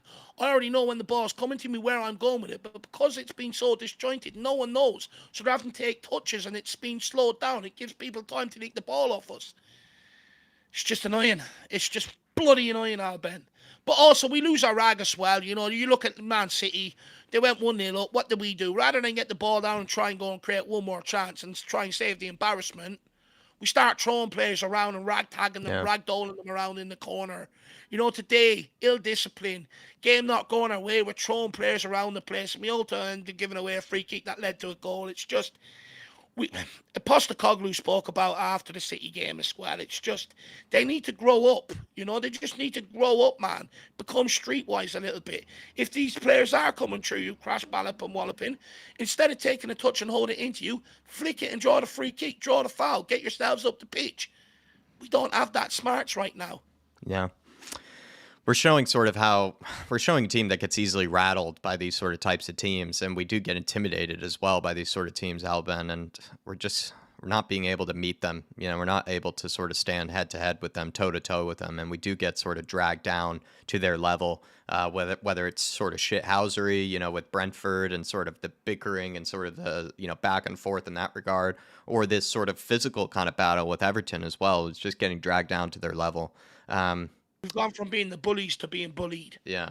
And I also agree with you that Spurs sort of, even when we did get kicked and when we did get roughed on, we just sort of played through it. Whereas now we kind of do get dragged into it a bit more than we used to. And it's frustrating to see. I think that's what also comes, though, with being a young team and a bit of a naive team as well. We just don't have as many leaders and guys who have been there before. And also, right, we're missing still our captain, Sonny, who would probably be that guy that might be able to calm down some of the players, instill a bit more focus and concentration into them. But we are missing him right now. But it also should be on guys like Bentancur, Højbjerg, Madison. Those guys have played enough games as well to be able to, control them and calm them down. The back line is actually a lot younger than sometimes we realize, right? So they're the ones that have been our best players throughout the season, but are also, lacking that sort of experience and maybe that know-how in these sort of situations too. So that is something to think about there.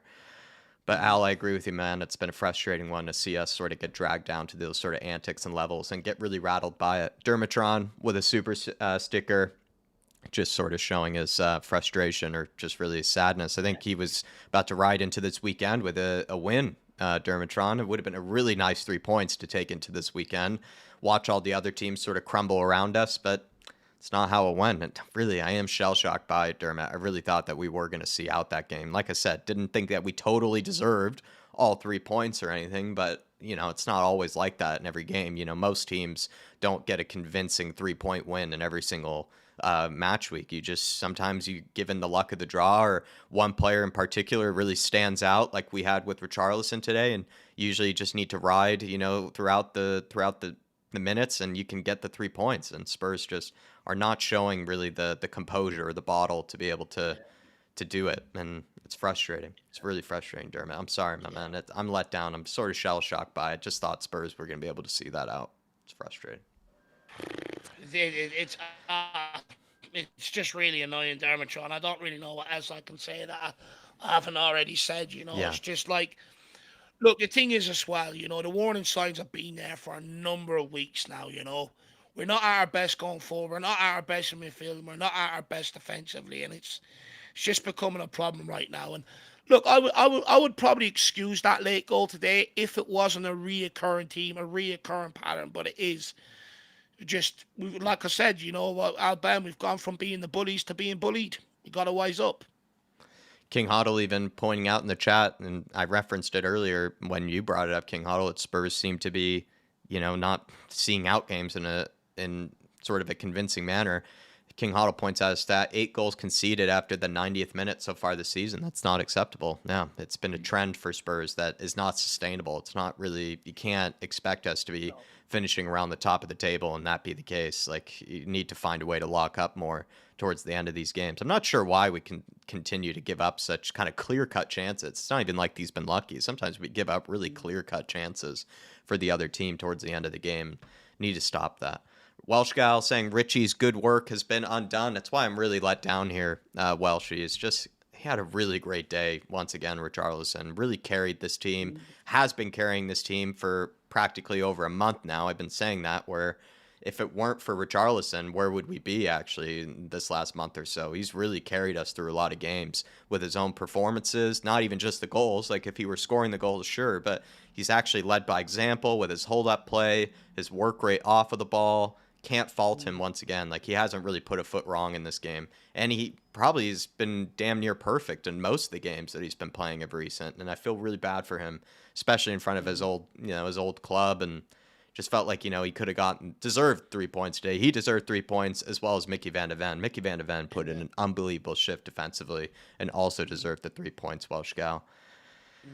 Is that why you're let down too, Dave? Maybe certain players like Richie, Mickey van de Ven played well enough to see, to get us the 3 points, and their good work has been undone. They did, Jack, but we used to have Kane and Son, and we know this. It takes more than two players to get you over the line. True. And that's True. the diff. Like Van de Ven didn't put a foot wrong. He was absolutely outstanding back there today. He won everything, read everything, and done it with ease. Richarlison, brilliant today. Hold up play, playing others in. There was you could see near the end he was bollocksed. He sort of gave the away ball once or twice towards the end because he was absolutely knackered. Yeah. But he showed things today that the goal outside the box, things that he hasn't maybe shown us. And he's really stepping up. That's 9 and 8 games for him, and I feel sorry for the guy. The turmoil that he's been through. He could have done with the headlines today. That would have been on the back of the papers. Him scoring a brace at Everton and getting us the win. And he could have done with that. But look, do you know why I feel more sorry for him? Because it's the work rate he does out of possession. At times he was back on the edge of our own box in the first half, constantly chasing down Pickford to force Everton to go long. And I can tell you now, as a striker, when you're willing to put that effort in, especially out of possession, there is nothing worse when no one else behind you shows that same work ethic, that same energy. And today they didn't. He has every right to walk in that dressing room and be absolutely fuming with them today. Yeah. I'm sorry, Welsh Gal. It's a really disappointing one. I felt like Spurs were going to get the 3 points today, and they just couldn't see it out. And I feel bad for Richie as well. Really do. Thank you for the support, though, Welsh Gal. And then Dermatron, member for 25 months, says, "Big up, lads. Keep doing what you've been doing. Very down after today's game. We had sorry, I can't. After today's game, we had a chance. We had a chance to go 3 3 points away from Villa, but we played well today. But you win or you go home. Take at least.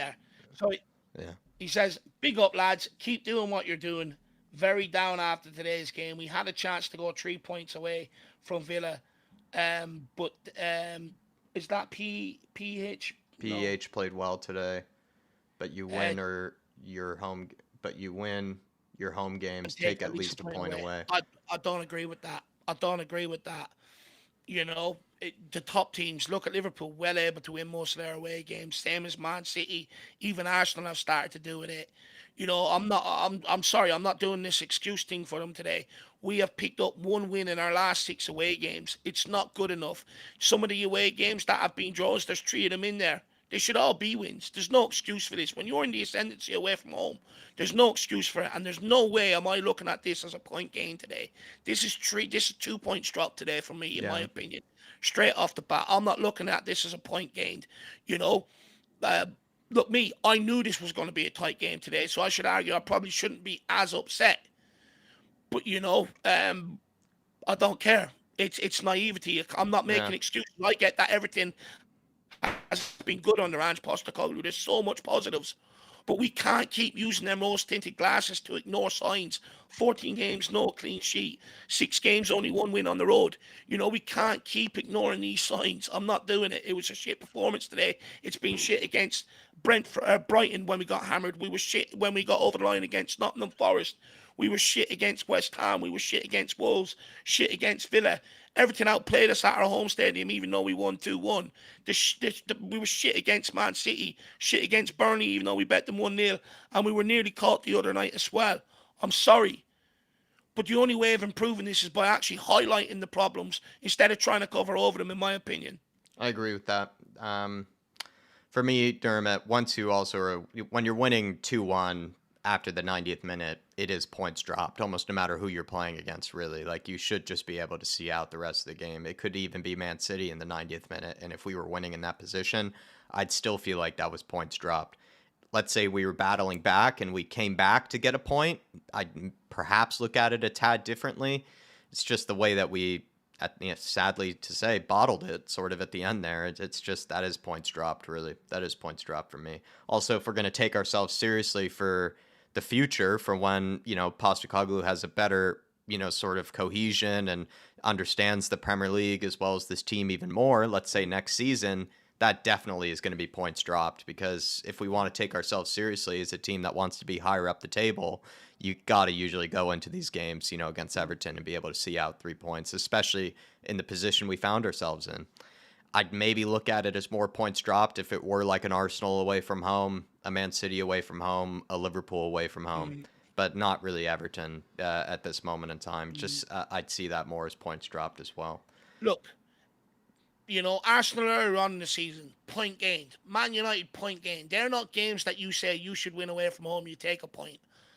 But I'm sorry, I don't look at the fixture list and go, oh, Goodison Park away, I'll take a point there. No, I'm sorry. It's got to be all three. If you want top four, these can't be the excuses. Where did we bottle top four last year? When we were beating the likes of Southampton 3-1 at home, and we end up conceding late goals for them to come out with a 3-3. It's games like that fucked us up last year, even though we didn't play well for the majority. And we are showing the same mistakes here right now. Yeah. It's been bad mentality towards the end of games as well for me, Dermot.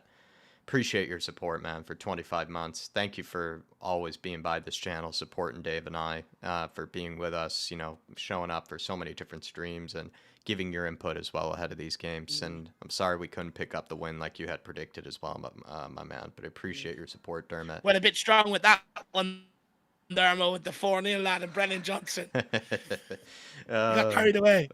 Big up, Dermot, though. Really appreciate you, man. And big up, hopefully you have a better weekend. And maybe we'll get to see some of the other teams crumble in some regard. Big up to you, Dermatron.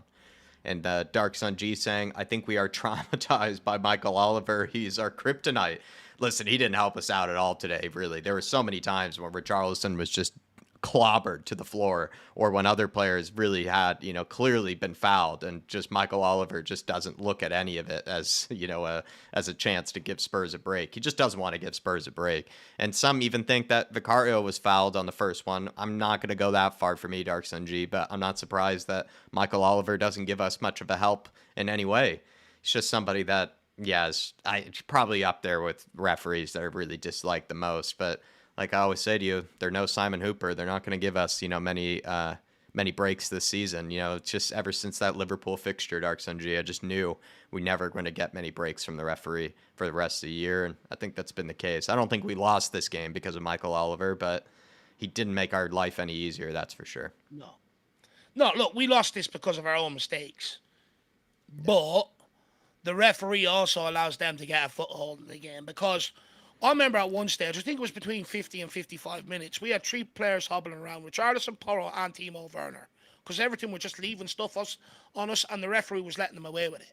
Yeah. But as soon as we made a tackle, straightened them out, ripped out his Everton jersey, free kick. I mean, it drives me absolutely insane when I see it. It drives me insane. He gave them absolutely every decision, but just allowed them to pummel us. But look, again, I'm not going to sit here and blame the referee, because at the end of the day, we should expect now, as Spurs fans, and if we're expecting it as fans, then players sure better hell as expect it. Yeah. You're not going to get protection off the referee. So then that just means you're going to have to up your performances and be even better than what you have been. It's that simple. The referee, they're just not going to protect us. But Oliver, he does have an issue with Tottenham Hotspur. But again, I also argue, could the club help this, right? I get everyone took the piss out of Arteta and Arsenal for coming out and, sort of putting the referees on blast. But what it does do, it makes them think twice every decision they make when in them games that they play. No one in around our club wants to mention it. Everyone wants to give the referees a pat on the back. They do a great job. Oh, it's a hard job. Bollocks to that. Bollocks to that. I'm sorry, but someone at the club needs to stand up and start showing, look, this VAR decision was given as a goal against us, but up on the other end, this isn't happening. I want answers. Why are referees only, like, for instance, Paulini against Fulham? He pulled down our players 6 times in the first half, not one yellow card in the first half. Adoji makes one tackle, bam, yellow card. Nottingham Forest Yates makes 6 or 7 of them, doesn't receive a book until the 88th minute. Palace, pulling us down routinely, didn't receive a book until 90 plus minutes. Why is someone in the club not speaking to the FA? And if the FA are ignoring them, come public with it and put pressure on them. Yeah. The club also have to help this situation. No, we haven't been helped at all, really, for the rest of the season by referees, Dark Sun G, and I think it's something that we just have gotten used to. I've grown a bit numb to it at this stage, just not really expecting much, from them. And Michael Oliver, especially, I think has never been one that's going to be kind to us. And it has been sort of kryptonite to a degree. He just doesn't make the game easier for us. Like times when we need a free kick just to get a bit of pressure taken off of us, take a bit of sting out of the game. We're never going to get those with the referee. There are times, like I saw Richarlison or others, just really dragged and thrown to the floor when there's nothing about it that could in any way be legal. And, he just looks right past it. But I'm not going to really get that incensed about the referees because we did it to ourselves at the end of the day today. I'm actually at the point I've just given up on the referees. Yeah, I just get their name. I say I remember what they've done against Tottenham, and I just sit there and abuse them because there's no point. Yeah. There's no point. We're not going to get much from them, really. We really aren't, and it's just something we're going to have to get used to. And it's also not the reason that we lost this game either. At the end of the day, sadly, it's not. We can't blame it on them. Al Ben saying being physical with shithousery is going to be used to counter our football. Need to come up with a solution to deal with it and still find a way to play our game. Al, I think you're spot on. The reason why I think teams have been doing it, though, is sort of being physical with us, mixed with a bit of shithousery and sort of antics. It's just because we play at such a tempo and such an intensity that I don't think teams are really capable of matching that. And so they find ways to slow it down. They find ways to sort of rattle us, to get in our heads, to, force us, to not be able to play at that sort of tempo, at that sort of intensity. And how do you do it? Kick people, hit them to the ground, force them to take free kicks, force set pieces, throw-ins, take your time when you're fouled, when you're put under pressure. All those sort of things can just rattle a team like us that like to play at a high intensity, like to keep the game moving, keep it fast. And the faster we play and the faster the game goes actually sort of suits us more than it does other teams. So then, sort of then means I feel like Spurs are going to they're always going to meet that. They're always going to come up with a team that's going to basically kick us to the ground, try to find a way to slow it down, bring us down to their level. It's something we have to find a way out of, but it is a common tactic for teams who aren't either in shape to play in the same sort of intensity that we do. We're probably in much better shape than most teams with the way we play. And so they're going to try to find a way to slow it down, make it easier on themselves. And that's how they're getting away with it. Sadly, though, the referees, like we just brought up earlier, are not catching on to this like at all, and are almost maybe looking for a break themselves or trying to catch a breath themselves. So maybe they're allowing some of these fouls or free kicks to happen so that they can catch a breath. But I don't know, Dave. I mean, it's kind of a common tactic, right? If a team is playing faster than you, is in better shape than you, even better on the ball than you, you're probably going to do what teams like Crystal Palace, Everton, Brentford have been doing. No, look, 100% you are, but how do we battle against it? How do we, that's what Al was saying. We need to find a way to rise above it, but also still keep playing the way that we do. Movement off the ball. People's movement has got to be, further up the pitch. It's got to be better. They know some of these guys are being pressed. So stop being lazy. Put yourself in a position where he can move that on one with first time, one pass. We don't do that. We have to take touches. We have to hold it up. That means their players are just coming in, physically dominating us. Give me that ball. Sit down, you little twerp. Thank you very much. We just need to be better. We make the run off our own backs as well. We dawdle in possession. Like, for instance, we went 1-0 up. Why did we take our foot off the gas? Why didn't we go for the kill?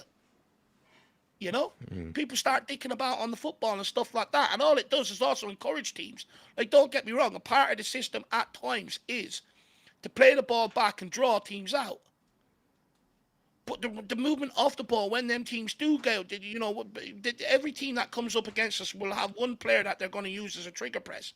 But when that is invoked, we have everyone else standing around up the field looking, go and drop into position to be able to receive the ball. What did Brennan Johnson and Werner do the first half? Every single time. Oh, well, Ange told me to run in behind. Okay, well, use your brain. If he's not in a position to play you in behind, drop short. Just drop short. Honestly, it's like they have to be told absolutely everything to do from the letter of the law. There's no cleverness in it. There's no streetwise. I also don't think we protest to the referee enough. We were just happy to let Everton ragdoll us around the place. There wasn't that many demonstrations with the referee, with us being ragdolled around the place. If I was captain out there, I would have been straight up to the referee at some point and said, look, Oliver, come on. Come on. Force his hand. We just accept everything the referee does. Great teams, and I hate to say it, they put pressure on the referee. They question every decision against them. You know, we don't. We just allow it to happen. We just allow them and the referee, the opposition and the referee, to roll over us without challenging it. Yeah. You know, at times there's players being tackled. Be smart. What do the top players do? Why do we hate some of the top players and we always accuse them of diving? Because the minute they're in trouble and they feel contact, they go straight down. We don't. We try and wrestle with them. Just got to be smarter, man. Yeah. Just smarter. We need to rise above it, Al, and because you need to realize this is a tactic that every team is going to put on us. Most teams aren't able to play at this sort of intensity, at this sort of tempo that we do, and so they're going to find ways to slow us down, find ways to frustrate us, and this would be a common way to do it. And Spurs just can't find a way to rise above it, or just sort of ignore it and just be professional, really, because you just need to know that this is how teams will play against you, and you just need to find a way to see past it and just move past it. And Spurs just can't at this moment in time. It's very frustrating. I think just today, Al, and just in general, everyone, I'm pretty shell shocked by that.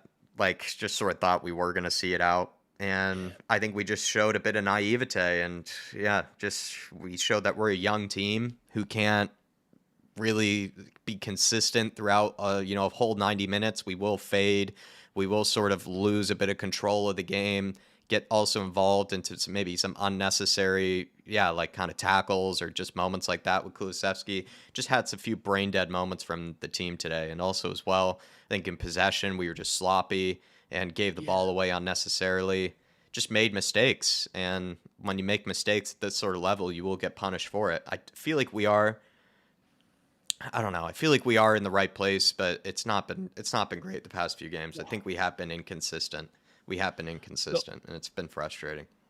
What I would say is our team's starting to work us out. Do we need to come up with something a little bit different? You know, do you switch the inverted fullbacks? Do you get Porro, use him more going forward to try and break teams down, and get Doji to go into the centre midfield, and then switch Madison over to the right side of the midfield and get the defender, the midfield on the left side of the midfield, to do more of the defensive work? Do you switch it up that way? Because right now teams have worked exactly what we're trying to do, and we're not trying anything sort of different to counteract it. We have to wait till we get in at half time, till the sky in the stands, Jedinak pinpoints what's going wrong.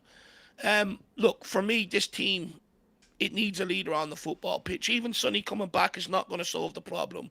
What it needs is, when players are slacking off, someone that's going to go around and speak to people, whether they need an arm around the shoulder or whether they need a bollocking. I don't care. You get them to respond. You need a leader on the pitch that's going to get up to the referee, have conversations with him, ask questions. But ultimately, I'd love to sit here and say, you know what, I'm happy with that. I'll move on. I take the point and move on. That's what I've done against Man United. I can't do that today. That's point dropped. Yeah, I agree. But look, I'll be honest. It's been a long week. I'm tired. I'm going to go to bed for a little while and then get up and watch some sports later on. And, get back into the content again then Monday and take it from there. And hopefully we do better next week against Brighton, because if we don't, could very well have another throbbing on our hands. Yeah, and another sort of headache, really, for sure. 2 points drop, Dave. I agree with you on that one. I think most people probably would agree with that. It has been a frustrating it's just been a frustrating sort of past few games, to be honest. And Spurs just can't find a way to get all 3 points in a convincing manner of recent. So it has been tough on us. I think that's really all I have to say, though, as well, everybody. So thanks for joining us. Thanks for picking us as your watch-along destination. Plenty of places to go, but you guys come over here to hang out with us and to ride through these games with us. Of course, it's very early in an Ange Postecoglou project, and we've had a lot of really good moments, just going through some blips and going through some inconsistency at this stage. So we'd like to somehow right that sometime soon, but really do appreciate you all. Thanks for tuning in. Thanks for picking us. Smash the like button, please, on the way out. We don't ask often, but if you can, do smash the like button. Really appreciate. We were as committed on the pitch as you guys are to us. And appreciate everybody that supported the channel in extra way. Al Ben, Dark Sun G, Dermatron, Welsh Gal, Stevie D, Faz Radfar. So many of you guys. Druzilla, Chopped Liver, Brian Dempsey, Mark as well. Big up to you, Mark. Thank you as well, everybody, for supporting the channel in an extra way.